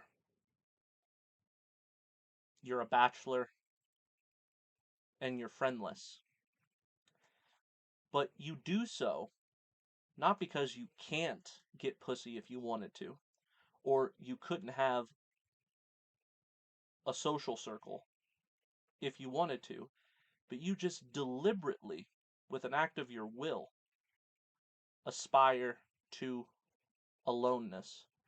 Because, in point of fact, it is impossible for the matrix to feed off of you if you are alone, unless you have psychological resentment to the fact that you are alone.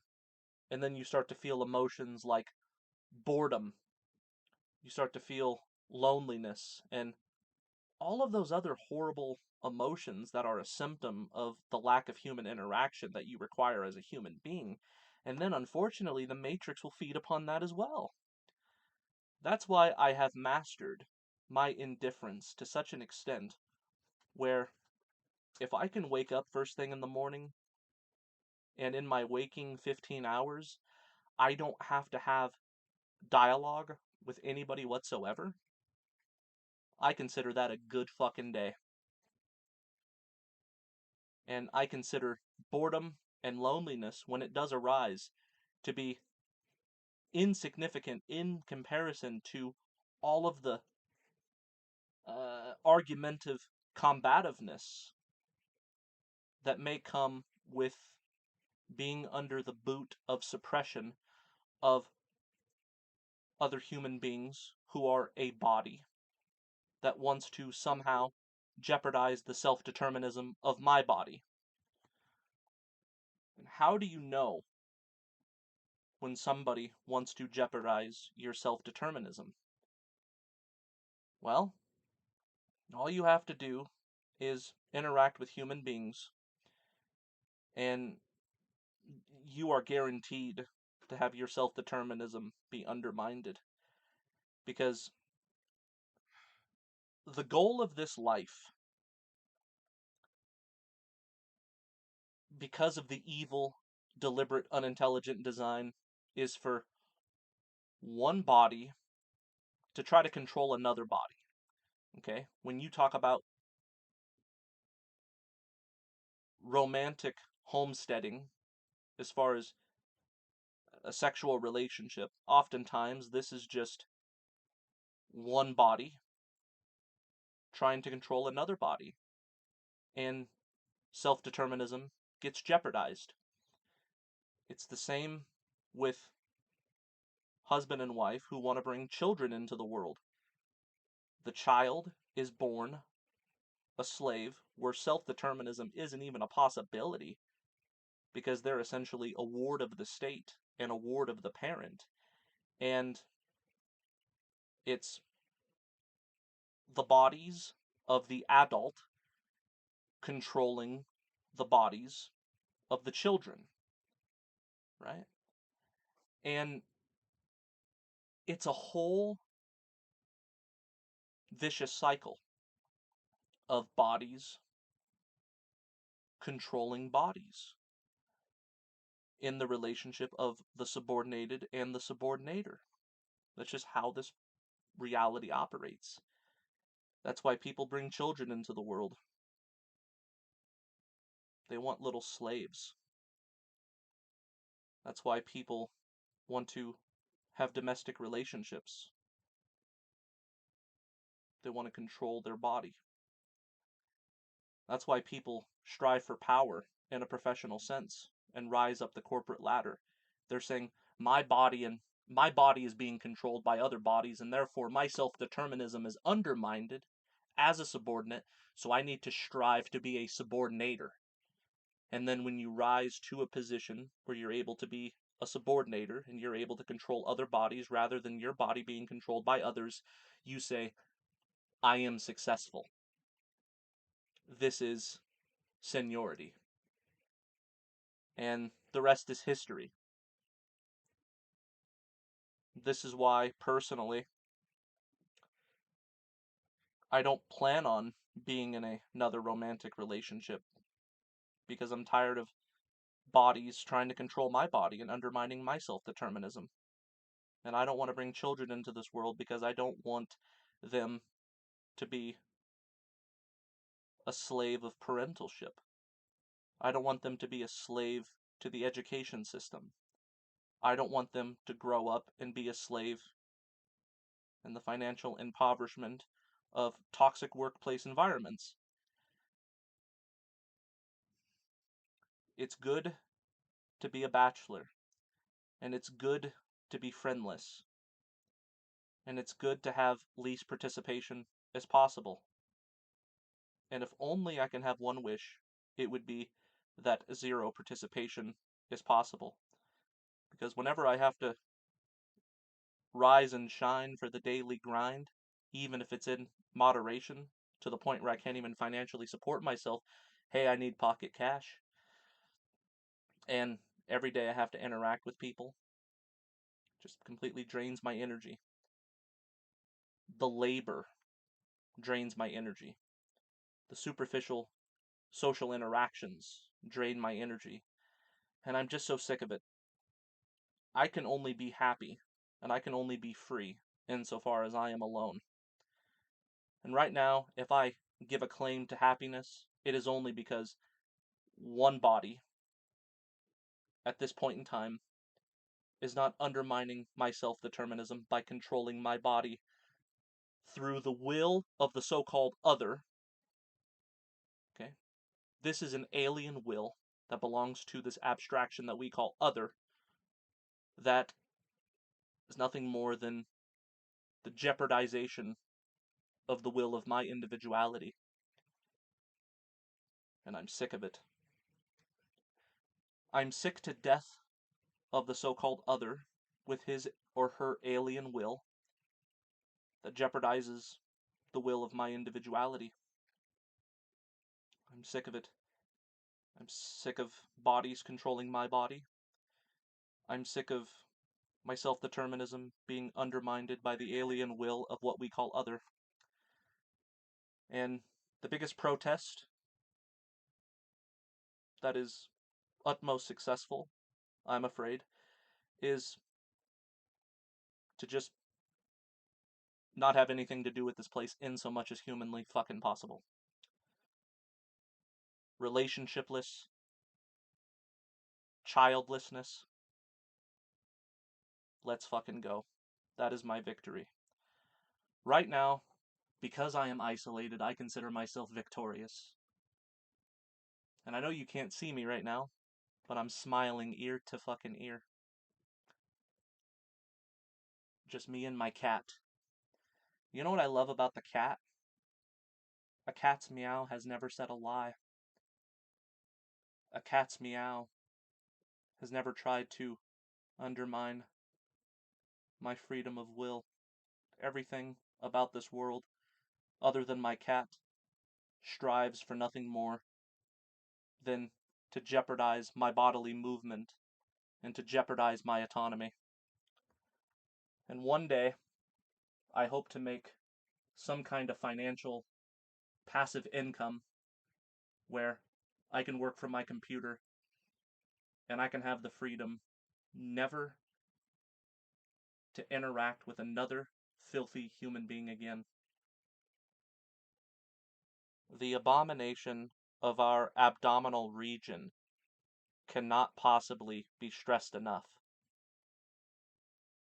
Our mouth is a meat grinder that swallows down our esophagus the vexation of other beings who exist for the sole purpose as to have their life force energy extracted from them in the form of food so we may feel vitalized in good health enough to stay alive to live to fight another day. The fact that there is a food chain to begin with proves to me that this world has no other choice but to be considered evil. That is not my opinion, it is a fact. Anybody who tries to debate me otherwise is simply false. And they have epistemological fucked axioms within their mind due to their apologetic mind control to advocate for this realm to begin with. You are both a victimizer and a victim yourself. Take any earthly formation, let's say a tree, okay? When most people see a tree, they advocate that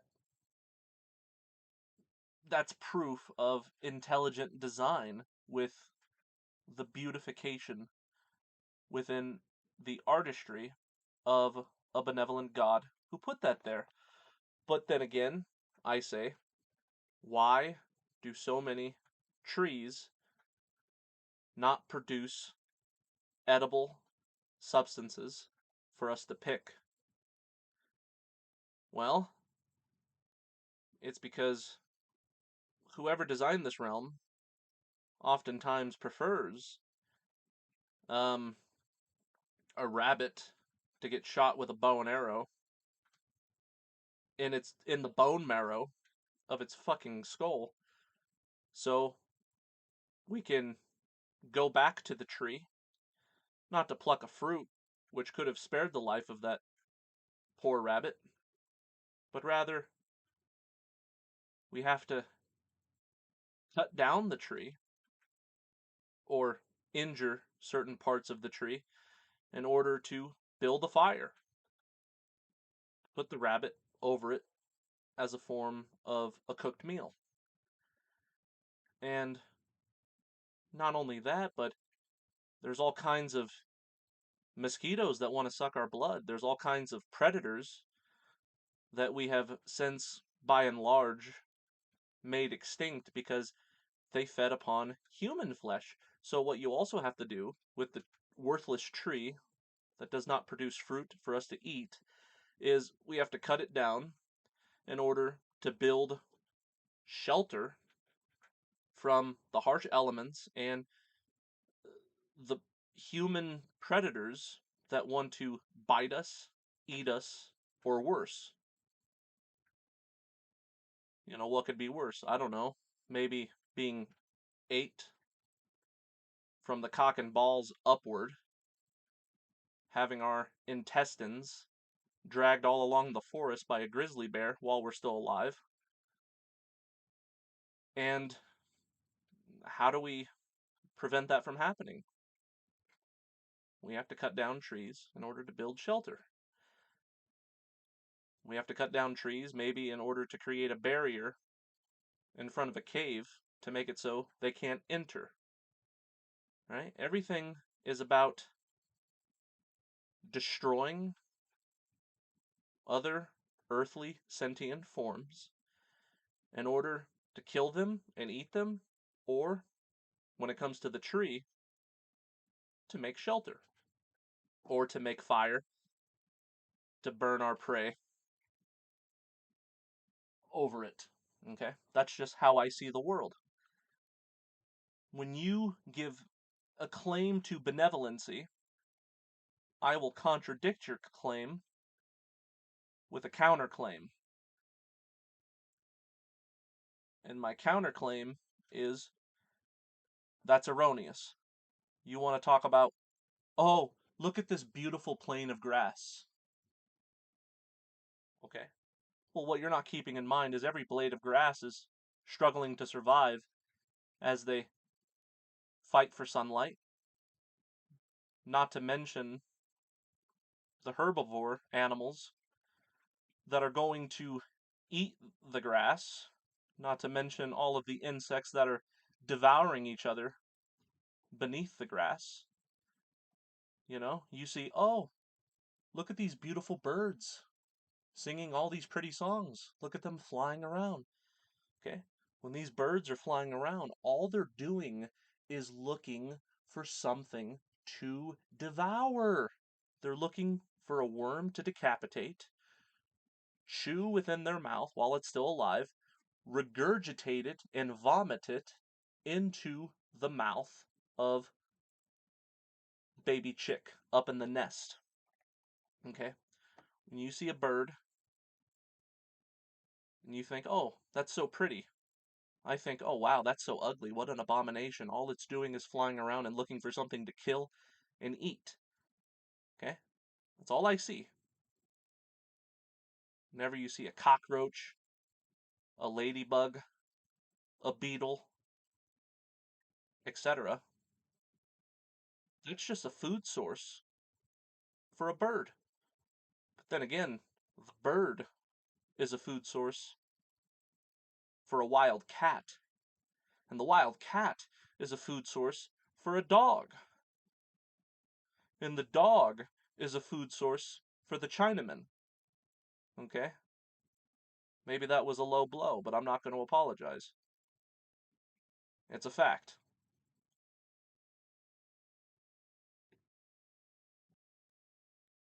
You know, the life expectancy of most domesticated zoological creatures that you find in a zoo, because they're in a environment that doesn't allow predation to be possible, they can live 10 years or longer. But the average life expectancy of most prey creatures in particular is less than a few years. Nature allows them to be alive, and when I say a few years, that's if they're lucky. But typically, nature allows a large portion of the prey creature to be alive for just long enough to bring offspring into the world and then get killed. And then that offspring grows up. A lot of that offspring is killed before it's even able to reproduce, but a large portion of them reproduce, and that's just the cycle. Life is short. They live their life in fear, struggling for food, and running for their life as a means to not get eaten, but eventually they're going to get eaten. Okay? When we say 3 to 4 years at the longest on average, I mean, they're just babies. They're just, teenagers. They don't even reach half of their life expectancy before they get chewed alive, and they feel every ounce of the pain. They have a central nervous system. They feel every bit of that pain. I would imagine the same way you would feel the pain if you were eaten alive. And they just turn into a carcass that gets eaten by buzzards, and they get shit out of the asshole of a lion, right? And we see all of these examples in zoology of parents eating their own children. Sometimes the predators can't find food and they have to resort to eating their own cubs, and they eat the one that they deem to be the weakest, right? Birds throwing their chicks out of the nest because they didn't show signs of self-assertiveness. And then the parental animal says onto its own offspring, well, you're weak. It's not like the human mentality where if you're weak, you get a welfare state and you get to live on the dole by the government and taxpayers. No, it's not like that. If you're weak in the animal kingdom, your parents are going to eat you. You're going to get rejected. There's a lot of instances where, say, lions will eat the cubs of another pride on account of jealousy for those cubs not being its own. And when that lion is jealous because the female lion had cubs with another lion, it will often kill that competitor for sex. And then after he kills it, it'll take the female lion as its own, and all the cubs that it had with the rival lion, it will eat them. Okay, there's so many examples in nature of infanticidal cannibalism, or just cannibalism in general. It's disgusting. The proof that this realm is evil is the undeniable fact that life feeds upon the death of life, where in order to stay alive, you eat things that were once alive until you took their life from them in order for your life to continue by feeding upon their death. Okay? So as of late, I have been studying a great deal of zoology. In particular, the field of zoology that pertains to monkey behavior, known as primatology. And according to what I read, monkeys spend almost half of their day plucking fleas from each other's fur. And I got to thinking, talk about a meaningless existence. Who, on a cosmological level of creationism, would give allowance to that sort of a lifestyle? You, as a monkey, are spending half of your waking life scratching fleas, and usually the alpha male will have the beta males pluck fleas from the alpha's fur. And then the omega male, which is the seniority below the beta, will pluck fleas from the beta's fur. And so on and so forth. And there's a big time duration of emphasis when it comes to the life of all different species of monkeys in plucking ticks, fleas, bedbugs, or what have you, blood-sucking organisms in general, from each other's fur. And it's pretty dumbfounding to me that people will continue to be an apologist for the so-called laws of nature and say that everything is by way of necessity. Everything is by way of how things should be, and we need to live according to nature, blah, blah, blah. But when you look at nature, in particular with this example, with the way monkeys behave, they spend half of their day in a hierarchical system of the labor of one subordinate and the other, and then another subordinate beneath that, and so on and so forth, plucking fleas from each other's fur. Huh. And then you have all kinds of other despicable behaviors within monkeys, where they will get a rock and smash their newborn baby in the face if they deem it to be weak.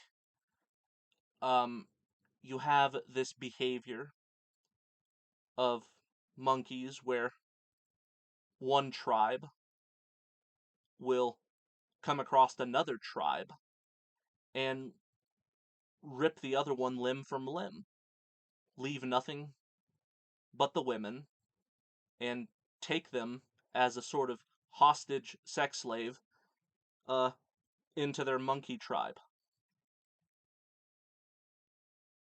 If you will, think of the prototype of the most primordial human being that first walked the state of consciousness upon the earth in a state of nature. Their fragile, sensitive skin was exposed to the elements because we're all born naked. So obviously, you had bugs crawling on you. Obviously, the climate was an issue. It gets cold at night, especially in the winter, no matter where you are on Earth. And obviously, in that state of nature, we had no choice but to kill an animal, not only to eat its flesh, but to create a wardrobe made of fur to keep the bugs off of us and to keep us barely warm at night. Okay? We have this false sense of giving admiration to nature when we live in industrial society. where we have air conditioners, we have heating units, we have four corners called shelter to protect us. But the most early form of the ancestry of humans, they didn't have tents, let alone carcinogenic spray for you to put all over your forearms and your face to make it so bugs will become repellent thereby. I mean, not to mention the cockazoid, such as myself and many of you listening who can't be in the sun without sunblock unless you want to get a third-degree burn. And for all you people who say, oh, you're stupid to put on sunblock because it's the resultant of skin cancer, blah, blah, blah. Yeah, you might be right. But let me tell you something. As a ginger, okay, I have very fair skin. My skin is white as paper. As soon as that sun hits my skin, even in the springtime, it hurts like hell, and I'm still liable to get a sunburn. And sunburns are the most painful thing for a white man that you can possibly imagine. I shit you not. So, I think to myself, why is the climate of nature and the mosquitoes and all of the other blood-sucking organisms so antagonistic to us? When you go camping, it's because of humans using their intellect as a means to survive from the antagonism of nature that you're able to, quote, enjoy it. It's because you have a tent, you have a heating unit that you can put in your tent when it's too cold, and bug spray and this, that, and the other. No, the first human beings who walked the face of the earth did not have those luxuries. If you want to go about worshiping nature, be a survival man.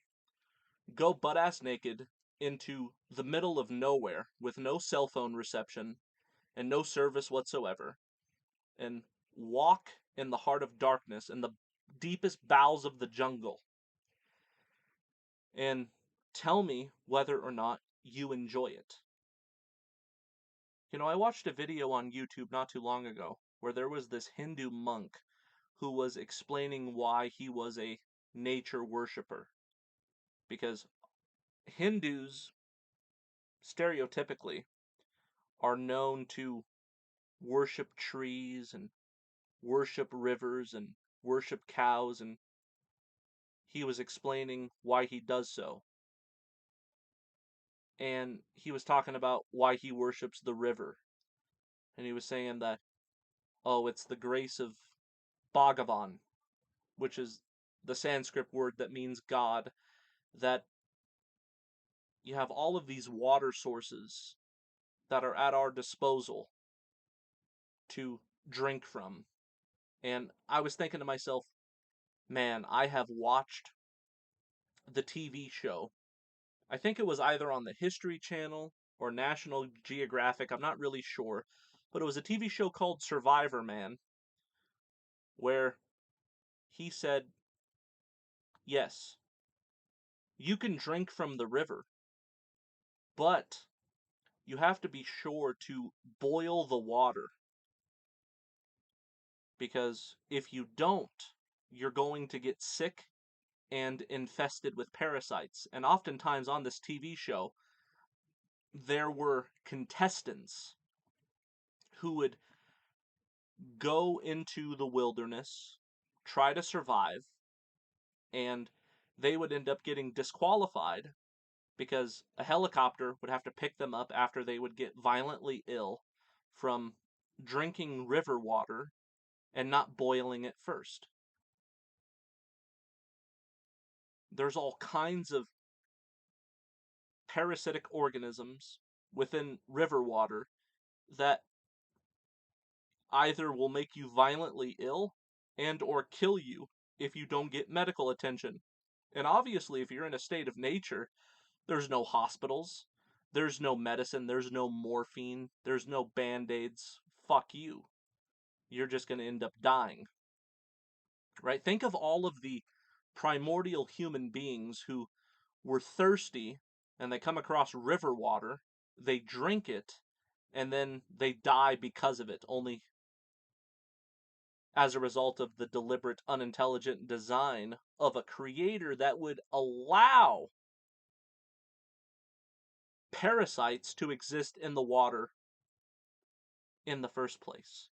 You have all of these microscopic organisms that exist that live for no other reason but to wreak havoc upon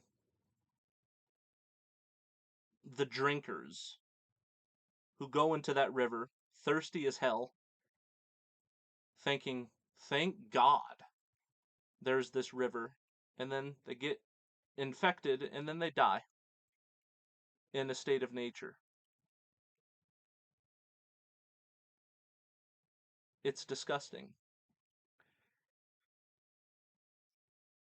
You want to talk about how the river is proof that God is benevolent because there's all of these water sources that are like veins that end up returning to sea. And these veins of God, as they say, have their system all throughout nature so we can have something to drink. Yeah, we'll tell that to all the people who drink that water and end up getting sick and dying. Let alone the violent river currents where the water is moving so fast and the current is so strong that if you even try to put your hand in there, it's going to immediately suck you in and you're going to drown. You know, there's a lot of rivers in this world that actually have a death toll to the point of a notorious serial killer. Me, for instance, I live in the Mojave Desert, not too far away from a river that's known as Kern River. That belongs to Kern County. Look it up. It belongs to a campground, okay? And the river goes far and wide, but most people experience this river on a campground. And ever since the early 20th century, this river in particular, close to my location, has killed hundreds of people. And keep in mind, that's only when they started to actually account for all the people that it killed. I imagine in the 19th century, it killed a lot of people, not to mention the Native Americans prior to the colonization of trying to get some water out of that river, and then it sucks them in, or they go swimming in it to try to cool off or whatever, and then the current is too strong and it kills them. Okay? That Kern River has a death toll of hundreds.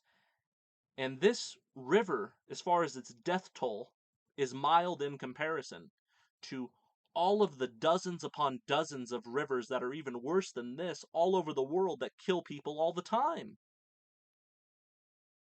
The current is too strong and it sucks them in. Not only that, but if you do manage to get some water out of it,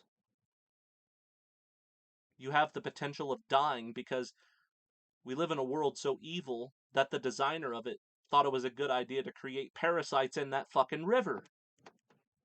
So get the fuck out of here, you fucking Hindus with your, oh, I worship the river. Yeah, why don't you drink river water without boiling it first and tell me whether or not you have to go to the hospital, how long you can go about doing that. You know, you want to worship nature, but you should be lucky for human industrial inventions within society that gives you a cushion to fall back on whenever nature tries to kill you. You get bit by something poisonous, go to the hospital. Maybe they have some anti-venom. You know, not to mention mosquitoes kill more people than any other organism put together. I don't remember the exact number, but it was in the tens of thousands every year. Mosquitoes are the most deadly animal known to man. Okay? Most of the deaths, unfortunately, take place in third world countries. If they were in a first world country, they could probably get cured or alleviated, you know? Not to mention this one time, I ended up getting mono because I shared a cigarette with a coworker who ventured the Las Vegas whorehouses, and he himself got a violent case of mono. Prior to my knowledge, he didn't inform me. I hid his cigarette and I went into the hospital. I was admitted and I got a violent case of mono. You know why I'm alive right now? It's because of penicillin. If it wasn't for penicillin, I would have died. My throat completely closed up. It was so swollen I couldn't even drink a glass of water. And it got to the point where I couldn't even breathe. I thought I was going to die. And then they gave me penicillin. My throat closed a little bit. They put me to sleep. They put a breathing tube down my throat in 2016. And that's the only reason why I'm alive today. Right? You want to worship rivers? You want to worship nature? Just go into that bitch with no clothes on, reaching your hands upward as if you just want to hug the first tree that you see. That tree is going to be covered with fire ants that are going to bite the shit out of you, not to mention a black widow poisonous spider that's going to bite you, and it's going to probably kill you unless you get a trip to the hospital. Okay? All you nature worshippers, you're retarded. Fuck you. You're an imbecile. You have no idea what you're talking about. You know nothing of nature. Be thankful that you have a residency with four corners that keep you protected from all of the animals that have since been extinct because we killed them because they ate humans. Be thankful that they're extinct. Be thankful that you don't have mosquitoes biting you. Be thankful, be thankful, be thankful, be thankful. And if you go into a state of nature and you get bitten by something horrible, or you drink something you shouldn't have drank, not to mention poison ivy or this, that, or the other, a poisonous berry, you're saying, oh, I'm so hungry. Oh, look at this bush. Oh, blueberries. How wonderful. You die. Oh, look at that mushroom. I'm so hungry. I know I like mushrooms on my pizza. I'm so hungry. You eat it up. You're either going to hallucinate or you're going to die, because some are hallucinogenic and some are poisonous. Oh, what up? Yep, that's the state of nature. Everything trying to kill you. Please forgive me. I was unintentionally, mathematically retarded when it came to my underestimation of the amount of mosquitoes that are the annual death toll per year. I said tens of thousands. It's actually, according to what I'm reading in this article, at the very least, 700,000. But in this other article I'm reading, it says that it kills over 1 million people per year. And it says that definitively.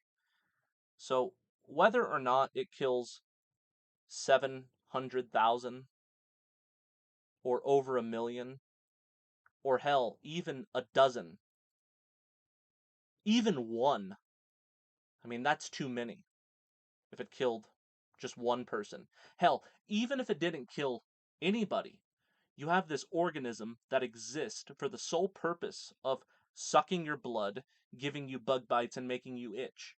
Let's say it doesn't kill anybody. That's bad enough. The fact that something like that exists in the first place, even if it doesn't kill you, is still more than enough proof to inform you that this world is evil, with its unintelligent design by a malevolent, quote, God. But we're talking millions or close to 1 million, and that's just preposterous. And I'm looking at a top 10 death ratio on an international annual level of animals that kill people. And right here at number 2, we have the puff adder.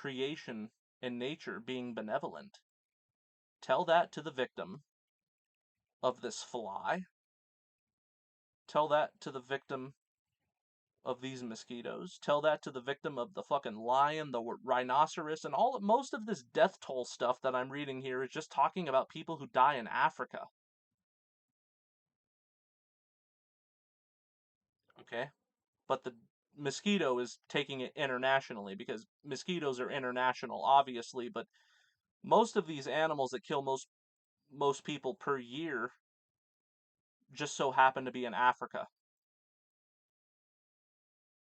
So in conclusion, I declare that this is a meaningless existence when it comes to existential philosophy. Because all organic life, as the motivating catalyst for its movement, is the pursuit of food.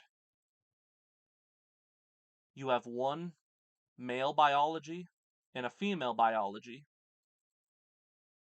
engaging in the abomination of the sex act to bring the curse of sentient existence into the world just so it can live either in fear of being eaten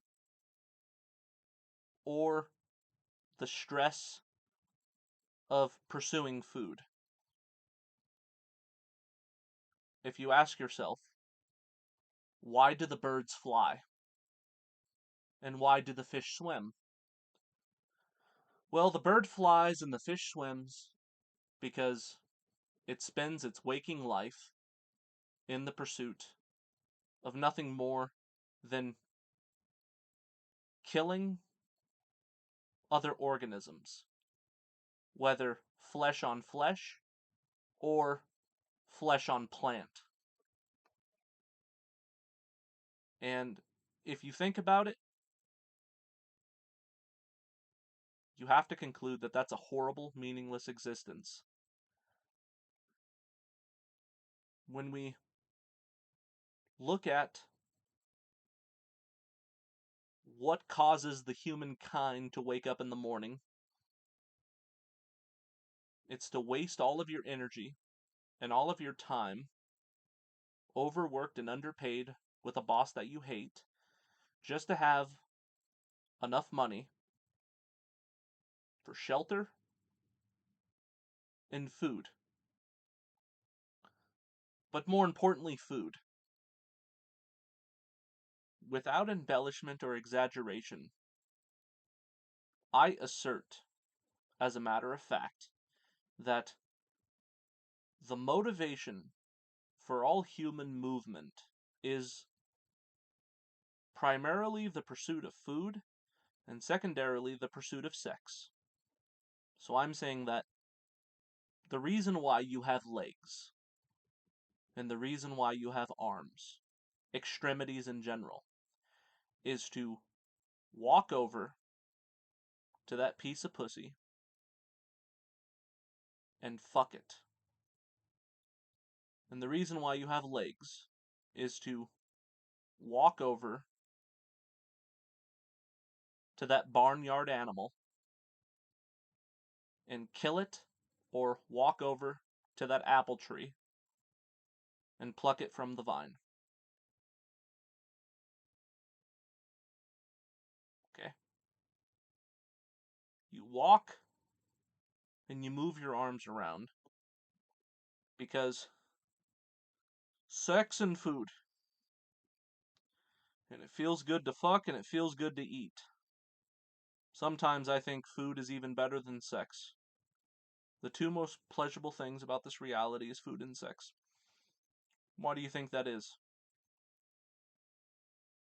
If we use logic rather than think with the sentimentality of what feels good as far as our central nervous system is concerned and our endocrine system is concerned, if we use pure logic, the fact that we have legs to walk to food or to walk to pussy and use our hands to finger it or use our hands to pluck it from a tree or slit its throat, yeah, there's the answer of human biology. The answer to human biology, which is the ultimate meaning of life, insofar as we are human biology, and biologies in general, even in the animal kingdom. It's to keep the biology alive by eating and to perpetuate the biology through sex. That's why you move your arms and legs. It's to fuck and eat.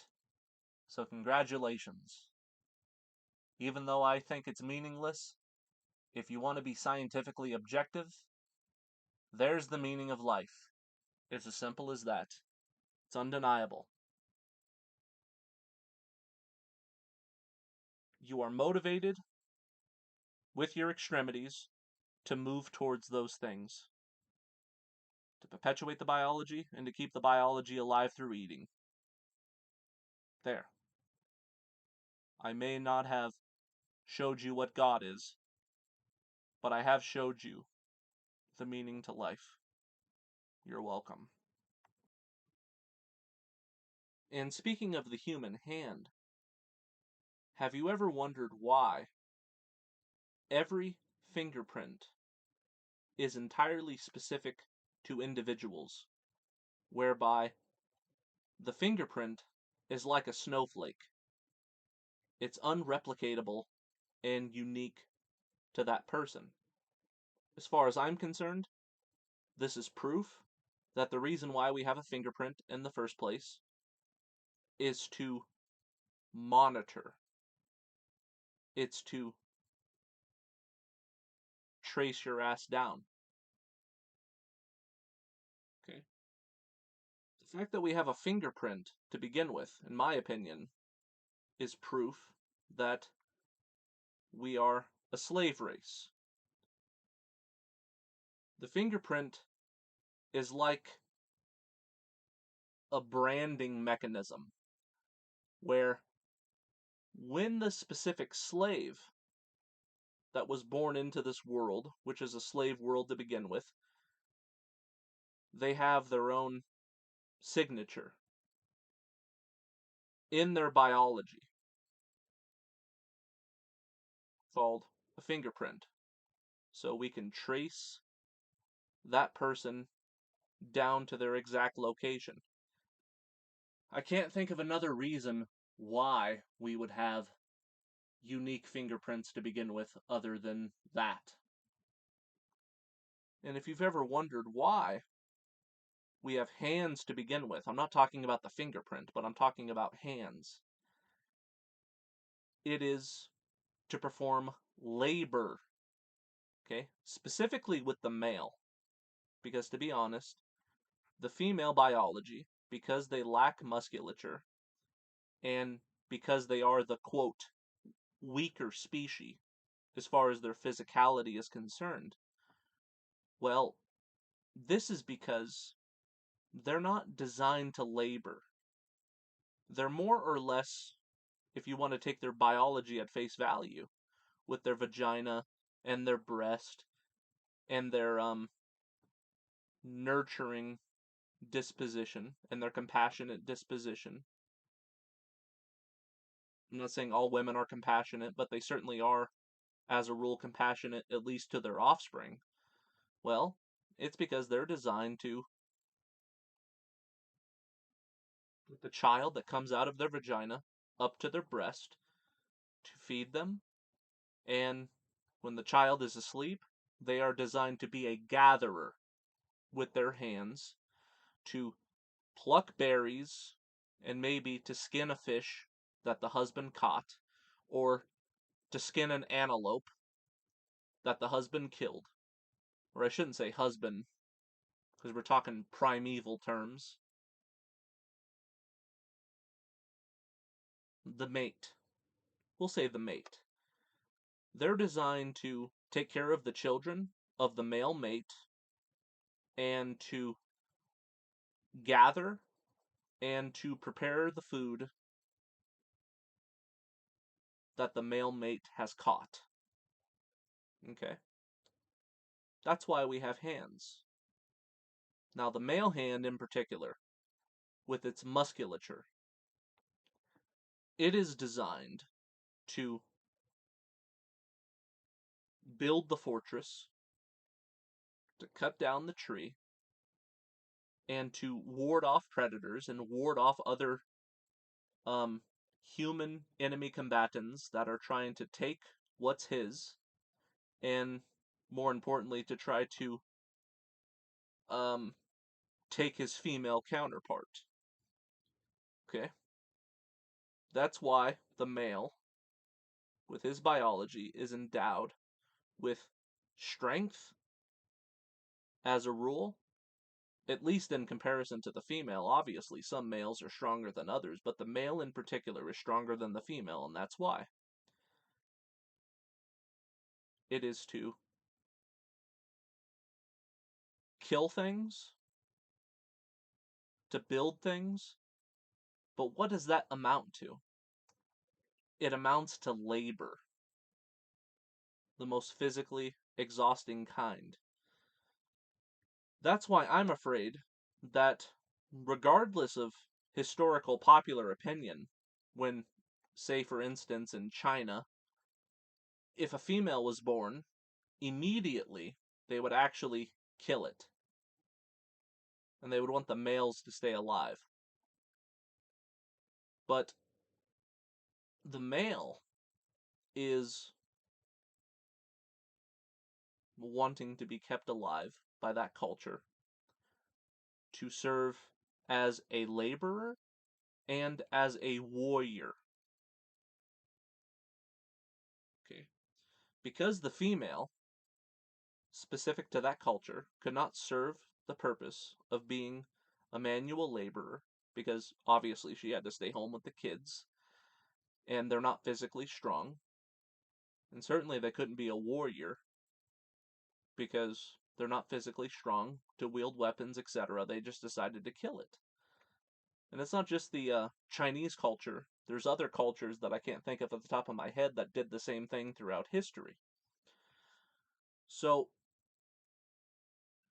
if we want to look at human biology, whether male or female in particular, it's to serve the purpose, once again, of either being a manual laborer or a warrior or a hunter, or being a breeding machine and designed to stay home with the kids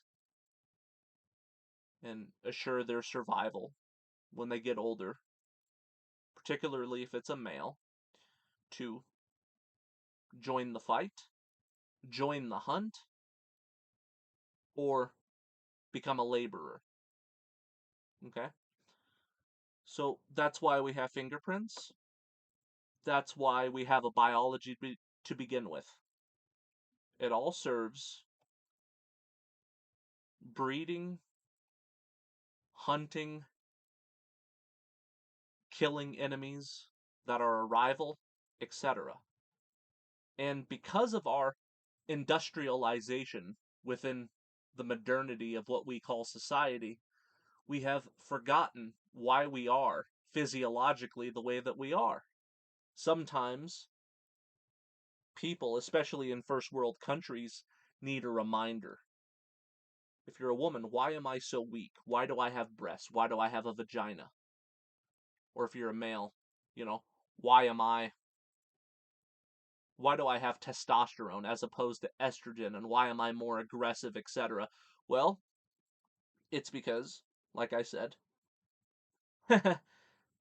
that's just the way biology is designed to assure the perpetuation of the species, and through laboring, and through combat, and those sorts of things. Everything seems to go to killing animals to get food, or killing a rival tribe that is a threat to your food, or a threat to your women and children, and fucking, essentially. That's what human biology boils down to. And if you want to take that human biology knowing exactly what it is, and think to yourself that there's an ultimate spiritual purpose for you existing in this world of form, then this is a stupidity that needs to be overcome. Because that is any type of optimism that you can put on top of human biology and the ultimate purpose for why we biologically exist, you're going to put optimism on top of that. That's the type of shit that's just empowering your imprisonment on a spiritual level. And it's assuring that perhaps on a spiritual level, you are going to reincarnate because you find value and meaning and those sorts of things in regards to your human biology. When it all resorts to food and sex, keeping your body alive and perpetuating the species. What a meaningless existence as far as I'm concerned. Now, I'm kicking myself in the ass after I've listened to this 4.5 hours of content for not mentioning key loosh factors. So, let's begin. I failed to mention circumcision, otherwise known as infant male genital mutilation, where they put a newborn baby on a medieval torture device. They strap them by their ankles and their wrist so they don't squirm around too much. And they say, I don't know if it's true, but I hear that the male foreskin has as much nerve endings as a clitoris. And what do? They cut it. We have to understand that culture is not your friend, it is your cult, says Terence McKenna. Just because something has been around for thousands of years does not mean that it is pro-human as far as the central nervous system of sentient intelligence. People are often usually unaware of the history, and it's actually a form of the lesser severity of sacrifice. So, for example, in all of the Abrahamic religions, which is demiurgic on account of the fact that they worship Yahweh, that's where this derives from. It encourages circumcision. And it's obviously because it produces a large amount of loosh, but moreover, it's a type of sacrifice. So, the most favorable type of sacrifice is the sacrifice of the firstborn child. Okay? And another form of sacrifice that's favorable is human sacrifice in general in order to appease the gods to produce a harvest. And you might think that this is primitive thinking. And fortunately, we've gotten rid of the sacrifice of the firstborn and human sacrifice in general as a means to favor the god of the harvest or whatever kind of satanic pagan nonsense that this derives from. But something that is still as much of a sacrifice that's still normalized in practice today is circumcision. Because they say if you sacrificed your firstborn, all of the male children that you have from that moment onward, you have to give a circumcision to appease Yahweh. Because it's a sacrifice. And never mind the medical misinformation. You know, they say, well, you have to do a circumcision because it's good for cleanliness. and this, that, or the other. That's all lies. Just talk to the Scandinavian portion of the world and many other portions of the world who consider the activity of circumcision to be a barbarism, and rightfully so. But the people who practice this are Abrahamist in general, because it's demiurgic by nature. That's the proof. And it's not my intention to guilt trip any mothers and fathers who have brought life into this world and thereby performed a circumcision, because you didn't know any better at the time, and I'm not trying to guilt trip anybody, I'm just trying to call a spade a spade. Circumcision is nothing more than a mass loosh harvesting. We also have to keep in mind that it is a fact that thousands of newborn babies every year internationally die of circumcision because the infant goes into cardiac arrest due to the shock of the trauma. They don't teach you this. I don't know about you, but I have witnessed circumcisions take place by way of my nephews, at least one of them. And it's very hard to watch, and it's clearly unnatural and unnecessary. You want to talk about a god who is responsible for a perfect creation, but then you want to look at the male genitalia of the foreskin and say that it's imperfect and it needs to be removed. It doesn't make any sense. It's a contradiction in terms. The only reason why that is such is because the derivation of circumcision is nothing more than a lesser form of sacrifice to appease the gods. And why would a god who is apparently responsible for the foreskin want it to be removed in the first place? Well, it's probably because it's a lesser demonic deity that wants to feed upon the pain and suffering of the infant. Because billions upon billions, perhaps trillions, of infants throughout history have been subjected to this evil practice, including myself. And to be honest with you, obviously, I don't remember being circumcised. Okay? Neither do my other two male siblings remember being circumcised, but it does not um, justify it. You know, doctors will often say that as a justification, well, they're not going to remember it anyway. Okay, that's no excuse, because the loosh that's being harvested, regardless of the memory of the infant in the future tense and adulthood or not, it doesn't matter. It's still loosh being harvested. And they also say that infants can't process pain at that age. I'm not kidding you. That's often a justification.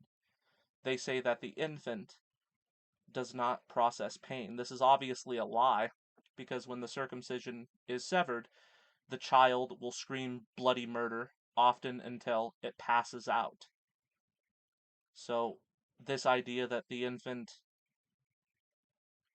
is too insentient to comprehend or register the pain, or it's okay because it's not going to remember it anyway. Hell, my father said that the reason why I justified circumcising you is because when you became older and a woman wanted to perform oral sex, I didn't want her to be disturbed by an uncircumcised penis. And if that's the best justification that you can come up with for such a cruel and unusual punishment, then that's a pretty weak excuse, as far as I'm concerned. Another form that I failed to mention of the maximization of loosh harvesting on an international basis is the termination of the fetus. It's both traumatizing to the fetus and to the mother. And the medical industry wants to convince you that a fetus is not considered a human being. A human being is only sentient as such to be qualified as a human being after it's been born. But ultrasound that is conducted that shows exactly what happens to a fetus when this barbaric activity takes place is it shows that as soon as the instrument of termination goes into the vagina and starts cutting it up from the feet upward, it can often take 5 minutes for it to be pronounced deceased, and the fetus is kicking and acting like a fish out of water, just completely rejecting what's being done to it. And that is because the fetus, whether you want to admit it or not, does have a central nervous system, and it does feel the pain, and it does, with its instinct to stay alive, reject what's happening. Now, I understand that you could make the argument and say, well, if we were to allow this child to be born throughout the duration of its life of 70 or more years, that pain and suffering that it's going to endure within its autobiography is going to be a million times worse than the termination of it in the stomach of the mother in the stomach of the mother in the fetal stage, and that is absolutely true. However, we cannot underestimate the power of the loosh in extreme amounts that is being harvested through this act. It's harvesting loosh from the mother and from the fetus. And it is a kind of human sacrifice to the demiurge, whether you want to admit it or not. And the best way to go about this is that if you consider yourself a quote antinatalist, then you should do everything in your power to assure that natal activity does not begin in the first place. It's called a condom, and even though the pill is hormonally problematic to the female biology, I would say that the end justifies the means if you so happen to decide not to be on the pill and not to use contraceptive, and next thing you know, you're using the termination of the fetus over and over and over and over again as a means of birth control. And you have to keep in mind that this is producing not only a human sacrifice to the demiurge, but it's also producing the pain and suffering of that sentient central nervous system that's enduring all of that pain in the stomach, and also the pain and suffering of the mother, who is psychologically damaged on account of going against her maternal instinct and uh, basically killing her unborn child.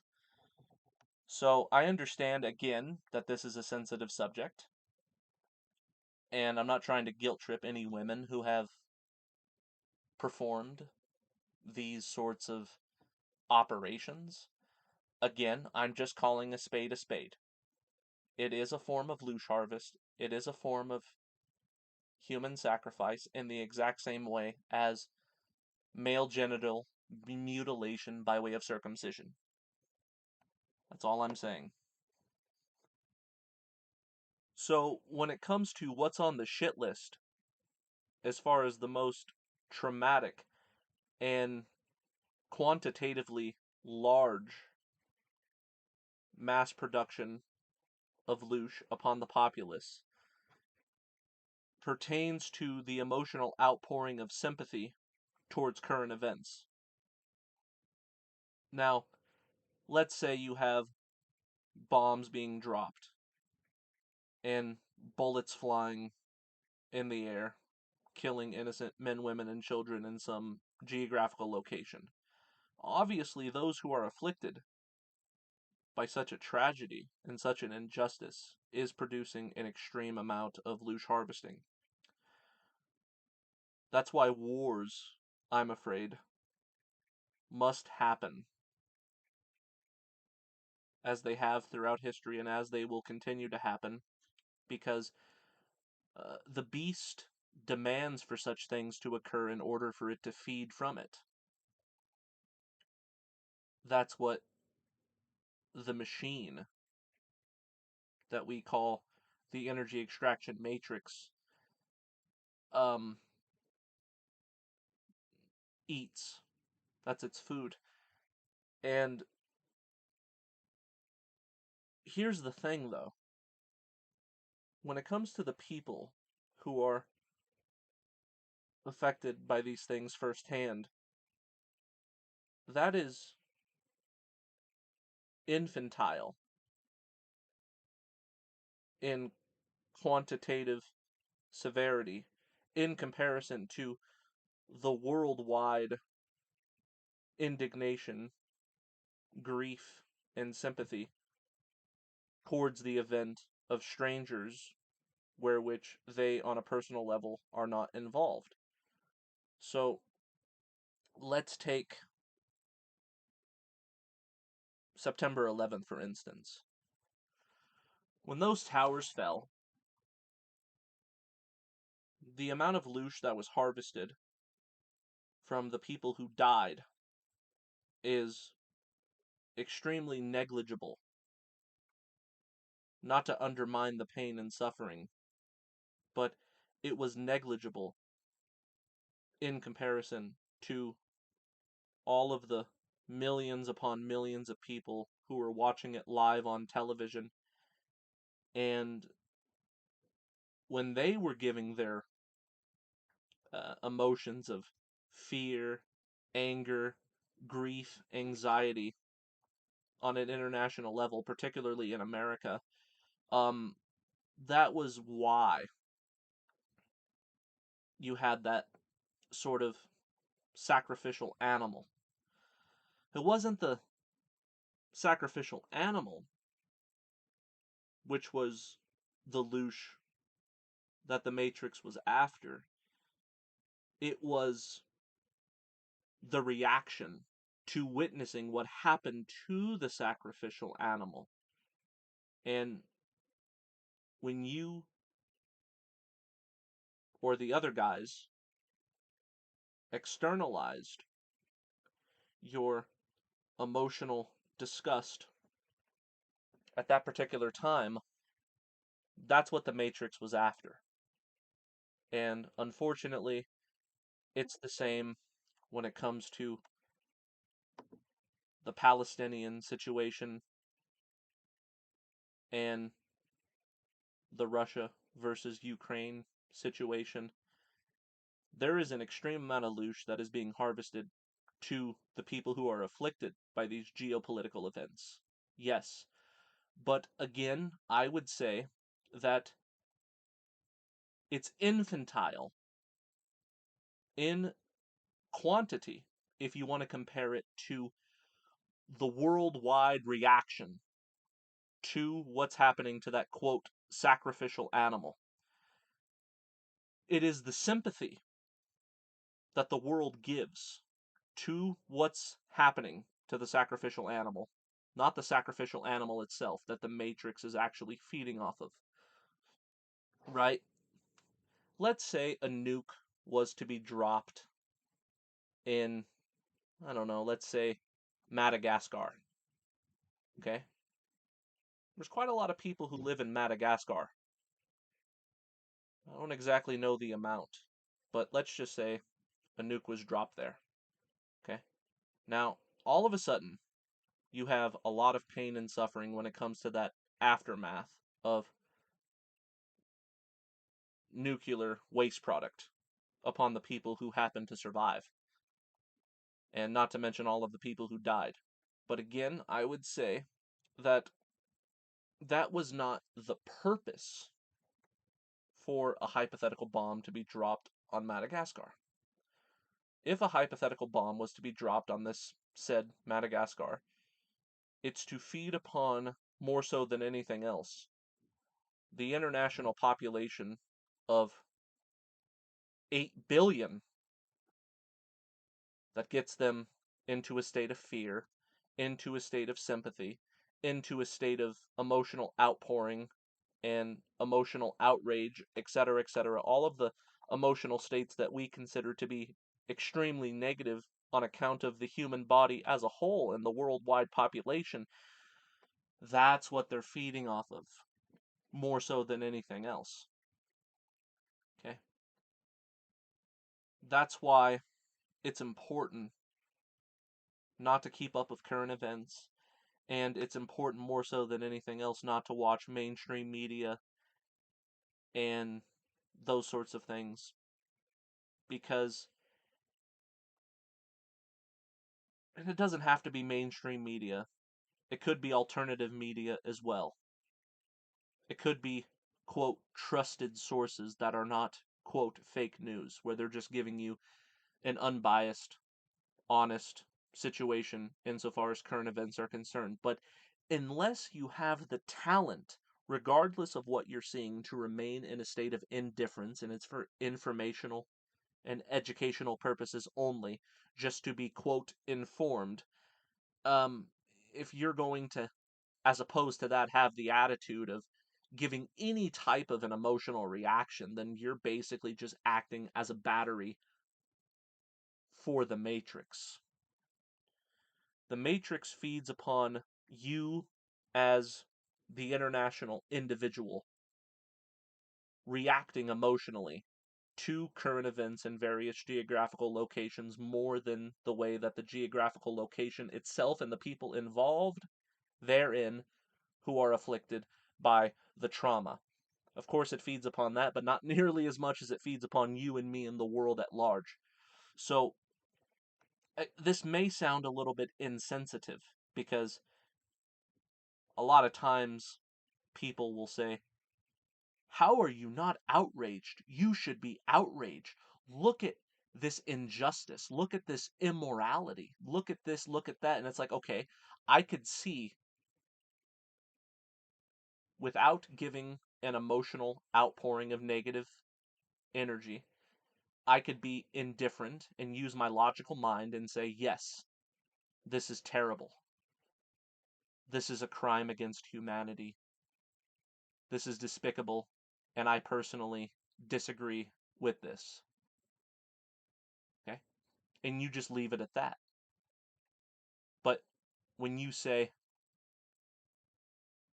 oh my fucking God, I am so pissed off right now, look at what's happening to these people, etc., you're basically doing what the Matrix wants. It's a mistake to think that the Matrix does not want you to be outraged. The Matrix wants you to be outraged in sympathization with complete strangers overseas that you have no idea who they are on a personal level. Okay? They want you to get outraged. And when you're talking to people in the conspiratorial community in particular, where you are in a state of indifference and even more so, not even wanting to be informed by current events, and then they get pissed off at you and they say in response, do you understand that this is what the Matrix wants? The Matrix wants you not to give a shit. The Matrix just wants you to be complacent, etc. But that's actually where you're wrong. Indifference and willful will to being uninformed when it comes to these sorts of things that are completely outside of your control is actually not what the Matrix wants. That's actually what the Matrix doesn't want. What the Matrix wants, more so than anything else, is for you to become emotionally afflicted by things that happen on the worldwide stage. That's what they want. And I have to say that with a heavy heart, I do acknowledge the horrible things that happen to people in regards to their suffering. But what I don't do is I don't suffer along with them, and I look at it with a state of indifference because as much as I might like to or be inclined to get outraged, I know that that's what the Matrix wants more so than anything else, so I'm just going to allow the Matrix to feed from the worldwide populace and not feed from myself. Because I am unedible to the Matrix. The Matrix can't feed from my loosh because I don't provide loosh. You have to always remember not to provide loosh. Because as soon as you do, you're actually serving the purpose for the reason why you exist as far as the Matrix is concerned in the first place, and that's to feed from that fucking loosh. So, if I'm going to commentate on horrible current events, understand that I am completely indifferent. And that's not my natural inclination. My natural inclination is to give extreme sympathy, but I refuse to do so. And I have trained myself not to do so because I know that's what the Matrix wants to eat. And I will not be eaten from, and neither should you. And furthermore, to prove my point, I would like to give commentary on various paper tigers, such as anecdotal evidence. When I was in high school, about 15 years old, the media was always saying that North Korea was threatening to drop a nuke upon America. And of course, I wasn't really informed that that was all just theater for the masses. No different than Gen Xers who were forced to go underneath their desk as a drill to prepare for a hypothetical bomb that would be dropped by Russia in the Cold War. It was the same thing, but this mainly affected uh, Gen Z in particular, because we were too young to know better. And I remember watching the news when it came to this paper tiger, and I was honestly very petrified. I remember going to bed at night, closing my eyes, and praying to some sort of a divine source to try to do everything I could to prevent that from taking place, a bomb being dropped. But, of course, I was but a child.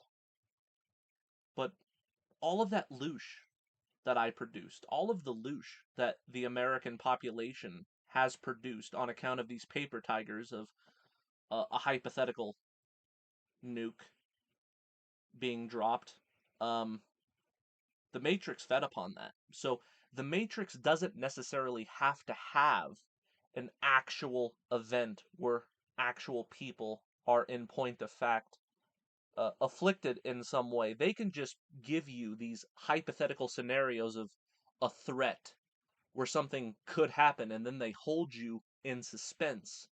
And guess what? Even though nothing happened, they were feeding upon my fear. They were feeding upon the fear of all of the Americans throughout the decades in regards to a false threat that was never to come, was never supposed to come, but it was the idea more so than anything else. It was the idea of such a thing in people's minds that was the chain reaction of the false media telling you that Oh my goodness. I remember listening to a Jimi Hendrix record when he was live and he was talking to his audience. Yeah, it's a good day. The weather's nice and no buttons were pushed. And when he said no buttons were pushed, think of all the people. Think of all of the people in the 1960s who were afraid of such things. Not to mention the 70s of the Gen Xers. And not to mention my generation, etc., that were afraid of this quote red button being pushed. Think of all of that loosh, even though nothing was intended to happen, nothing was ever going to happen, but the idea of something so horrible happening, that's a lot of loosh. And that's exactly what I mean by a paper tiger. And there's plenty of these. In fact, this idea of a big bad bug that occurred in 2020, that was nothing more than a paper tiger. And of course, the motivating phenomena to be the outcome of that was to receive a certain biopoison.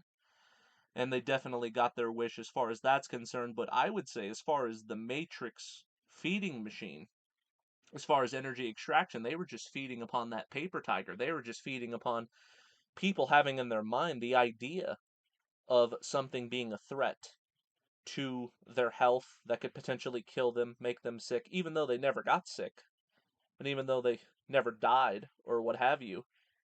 It was the idea that resulted in the fear that the Matrix fed upon. So for the Matrix to feed upon you, nothing ever has to actually happen. It's just the idea of something, it's just the idea of a boogeyman that they love to feed upon.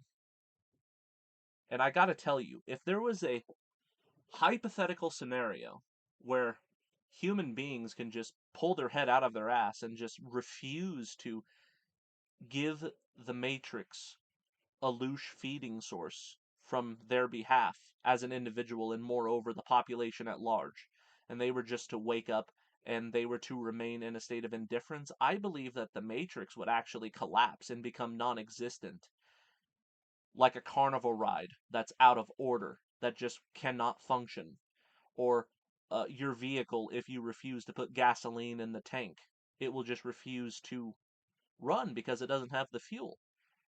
It's broken down. It's like a arcade machine that's quote out of order. It just won't work. The only reason why the Matrix is continuing to stay alive is because this reality entity is feeding upon loosh, and it's feeding upon the loosh of the masses when it comes to these paper tigers. So even though human beings in the vast majority are always going to be stupid and they're always going to give their emotional outrage towards or just the emotional outpouring of fear, sympathy, etc. in general, yeah, they're going to feed upon that. And when I say they, I mean I should say it, the Matrix. It's going to feed upon that, but you as an individual, and I try to do everything in my power to empower the individual, it does not have to feed from you.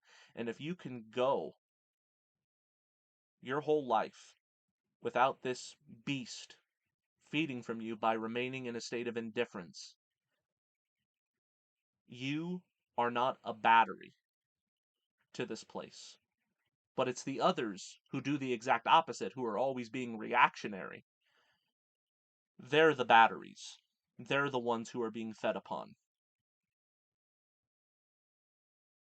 So another type of extreme loosh harvesting upon the masses pertains to the fandom of sports fanatics. So whether this is football, baseball, soccer, or MMA, etc., it matters not. The Matrix is feeding upon this extreme negative energy. And you might say, that's a contradiction in terms. How can you say that they're feeding upon extreme negative energy when the reason why somebody watches their home team to begin with is for the enjoyment of rooting for their team, right? Well, yeah, there's quote enjoyment involved, but it's the same type of enjoyment that a gambler will receive in a casino. When he loses, he feels distraught. But when he wins, he feels exhilarated. But it's not the exhilaration that the Matrix is after when it comes to the gambler. It's when he loses, and as you know, the odds are never in the gambler's favor because the house is favored to win every time. So you could say that in the same way, gambling casinos are loosh harvesting facilities. That's exactly the same analogy when it comes to sporting events. You produce a lot of negative energy as well as positive energy, but again, you produce a lot of negative energy as well, and sometimes entirely nothing but negative energy if your team got their ass kicked or your team. Okay, let's say your team was winning, but then the quarterback accidentally threw an interception to the opposite team and they scored a touchdown, and now your team is losing, and now all of that excited energy of you winning up until that point, now that you're not in the lead anymore and you become enraged by that, well, that's you're the Matrix is feeding upon that. Even if your team end up winning, let's say it went into overtime, all of the times where you threw a man tantrum when your team was not in the lead or your team got a flag pulled on them, etc., they went in the penalty box, all of that emotional extreme highs and extreme lows, when it comes to that bipolar dynamic, whether or not your team wins or loses, when it comes to that extreme emotionality that you're outpouring, the Matrix is feeding upon that. But it's not you as the individual per se that it's feeding upon. It's moreover feeding upon all of the millions of sports fans in America that are watching all of these various ball games live on television as it's happening. Think of all of that emotionality. I mean, hell, I would say when it comes to the Super Bowl, that is a loosh harvest that is tantamount to some kind of a horrible event that would take place to some victim geopolitically, like a bomb being dropped. Like, that is a lot of energy when it comes to sports. And I'm just talking about America, let alone um, the Hispanic dominated countries that are extremely obsessed with soccer and kicking that ball around way more so than Americans can ever imagine when it comes to their football, right? It's an international thing. And yes, I'm telling you that if you're a sports fan and you're actively on a weekly basis watching your home team, you are giving the Matrix an opportunity to feed upon your energy. And the sporting venue in general, when it comes to the actual stadium where the game is being broadcasted, all of those tens of thousands of people up in that stadium, that is extreme loosh harvest. Don't get me wrong. But again, it's infantile in comparison to the quantity of all of the millions upon millions of people who are watching it live on TV. And you have to keep in mind that if your team ends up winning and you're jumping up and down and you're celebrating, the opposite is taking place for the team that lost. All of those millions of people who wanted that team to win, perhaps they're putting a baseball bat into their flat screen and crying tears and throwing a throwing a hissy fit where they're doing a stompy dance in their living room. It's amazing how grown men will all of a sudden behave like little small children over a ball game. It's something that has always confused me, and I just don't understand it. But I live in a household that is obsessed with the Seattle Seahawks because my father, he was born and raised in Seattle, and he moved to California in the mid 90s, and he took his Seattle Seahawk fandom with him. And of course, I was raised to idolize the Seattle Seahawks, and so was everybody else. I became indifferent with sporting events, and I don't really care. In fact, I'm the only sibling that doesn't watch the ball game in the living room when it occurs, but just about every weekend, and sometimes on football Mondays or whatever, like once a week when it's football season, I hear nothing but screaming and yelling and people saying fuck at the top of their lungs and then jumping up and down celebrating, and then 10 minutes later doing their little stompy dance acting like children. And it's funny because the children are watching their parents do their little stompy dance, and even the children that are toddlers are looking at me and looking back at their parents and saying, what the fuck is going on right now? I have this memory of me as a 7-year-old kid who was playing with a bouncy ball, and my bouncy ball bounced in front of the TV when there was a Seahawk game going on. And I ended up running in front of the TV to pick up my ball, and then my grandfather at the time, who has since been deceased, actually started screaming and yelling at me. And then my mom came in and he said, we're trying to watch this fucking game and your kid keeps walking in front of the TV. Control your kid. Your kid is out of control or whatever. I remember him just screaming and yelling and chastising me just because I stood in front of the TV.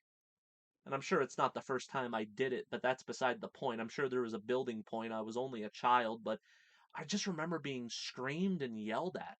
And my mother ended up, and I was crying, and my mother ended up holding me in her arms. And she said, it's okay, Garrett. You didn't do anything wrong. They're just a bunch of fucking idiots. I want you to know that. It's okay. And then she ended up getting pissed and telling my grandfather on my father's side to get the fuck out of the house, and it was like a big ordeal. But it's just amazing to me what I've witnessed when it comes to my household and their fanaticism with the Seattle Seahawks. And also the basketball team, the Seattle Supersonics, before they were a team that was no more. In my early childhood, in particular, I remember just this fanaticism and this sportsmanship, spectator extremism that just defies all logic. I mean, when you lose the Super Bowl, as I've witnessed my family members reacting to losing the Super Bowl, I don't remember when it was, but they ended up losing the Super Bowl at some point in the early 2000s, and they were actually crying tears, and they ended up punching a hole in the TV screen, and it was a nice flat screen TV, and they actually like broke it, and they were crying. And my father, for instance, I don't watch the game, but I do ask after the fact my phone, did the Seattle Seahawks win the game? And if it says that they lost, I know to avoid my father for the remainder of the day because he is going to be in a terrible mood. He takes after my grandfather, his biological father, who was even worse than he was.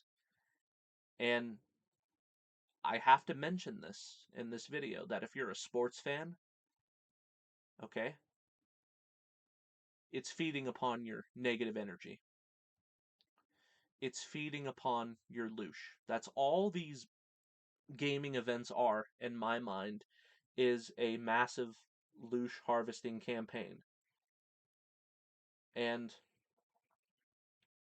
fortunately, I'm actually not into sports. I never have been. I personally find it boring and I just don't understand the significance. But I have to imagine that when this Jake Paul and Mike Tyson fight occurs on Netflix uh, within the next month or so, I got to imagine that this sporting event is going to produce so much fucking loosh that it's not even funny. Whether it's the Super Bowl or whether it's the equivalent of a Super Bowl, when it comes to baseball, soccer, all these things, it doesn't matter.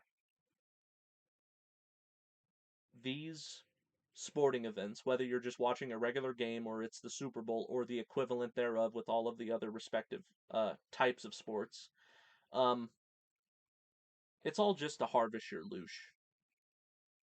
That's all it is. It makes grown men act like pathetic children. The possibilities are endless when it comes to factors that produce loosh. In order for loosh to be produced on a macrocosmic level, which pertains to the individual, all you have to do is just provide some kind of an emotionality that we deem as negative, and it feeds upon that. It makes me think that, me as a depressive, I will admit that I'm more or less depressed. It makes me wonder if the Matrix is feeding upon that, and I'm sure that it is. Um, Makes me wonder when it comes to, let's say, my alcoholism, and I wake up in the morning hungover and I feel like shit all day. I imagine it feeds upon that as well.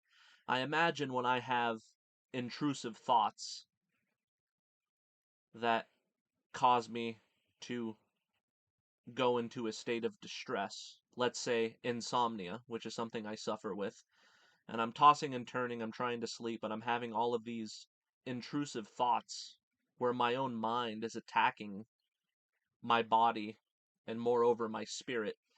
I'm sure the Matrix is feeding upon that as well. So I'm not saying that the Matrix doesn't feed upon me. I haven't reached the level where I provide zero loosh at this point. It feeds on me in its own particular way. In the form of intrusive thoughts, depression, and waking up hungover, things like that. Um, so is there anything I forgot to mention? One thing I think I forgot to mention is automobile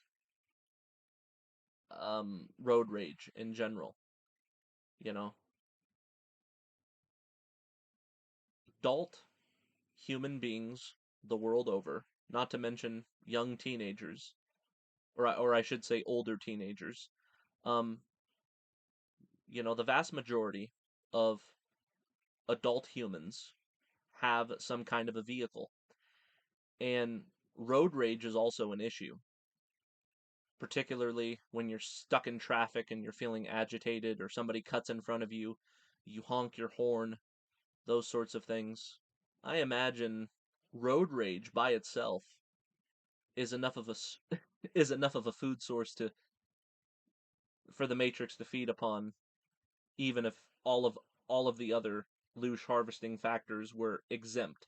Of course, it wants to maximize its loosh harvest because when you sit down and you want to eat a meal, you don't just want to have one piece of chicken and a banana. I mean, you want to eat the whole tub of Kentucky Fried Chicken until you're good and full. You don't want to eat until you're um not even halfway full and go about your day, right? Well, the Matrix is the same way.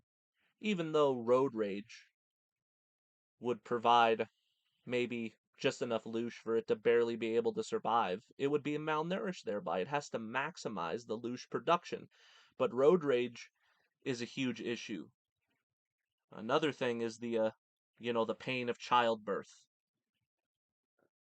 the pain that the mother goes through when she's in pregnancy, or even the pain of a woman's menstrual cycle with her menstrual cramps and all of those sorts of things. Or the male who is sexually agitated and he wants more so than anything else to get a piece of pussy, but he can't, and he's really agitated thereby as well. All of these things, when it comes to whether it's the demon of desire, where a certain intent is not able to be fulfilled even though you really want it, and it's that wanting of that particular fulfillment that's not being gratified, or some sort of a uh, painful emotional circumstance. Pretty much the matrix will feed upon any type of negative energy.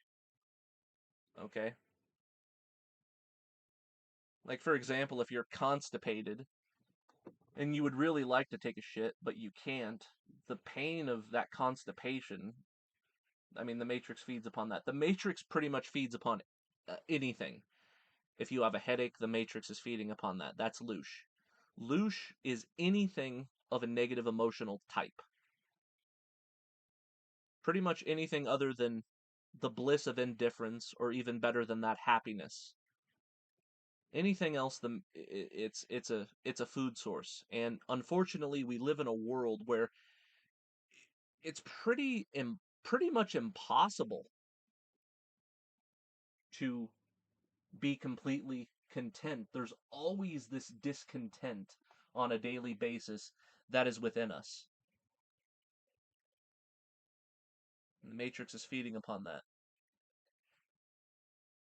And I've already mentioned things like toxic workplace environments and domestic argumentative disturbances and uh, children being inflicted with corporal punishment and these sorts of things. I think I already mentioned that earlier in the video, so I'm not going to beat a dead horse, but you get the idea. I think this video is finally complete. Uh, we're about, man, we're over 5 hours into this. So you might consider this type of video to be a grand finale. You might consider it to be like a TV special where your favorite TV show is running on that particular network for 5 hours straight rather than just 30 minutes. Well, this was maybe a little bit silly because obviously I could have taken this 5 hour video and created maybe 15 smaller videos, and that would have been better for my subscriber count because it would have maximized content rather than making it one video. But I've always wanted to do this, and I don't think I'm going to do it again for a long time. But something I've always wanted to do is just to make a 5 hour video, or just a video that's extremely long, and then catch everybody by surprise when they're saying, oh my god, he hasn't made a video in so long. I hope he makes a video soon. And then next thing you know, I upload a video that's over 5 hours, and then people are like, holy shit.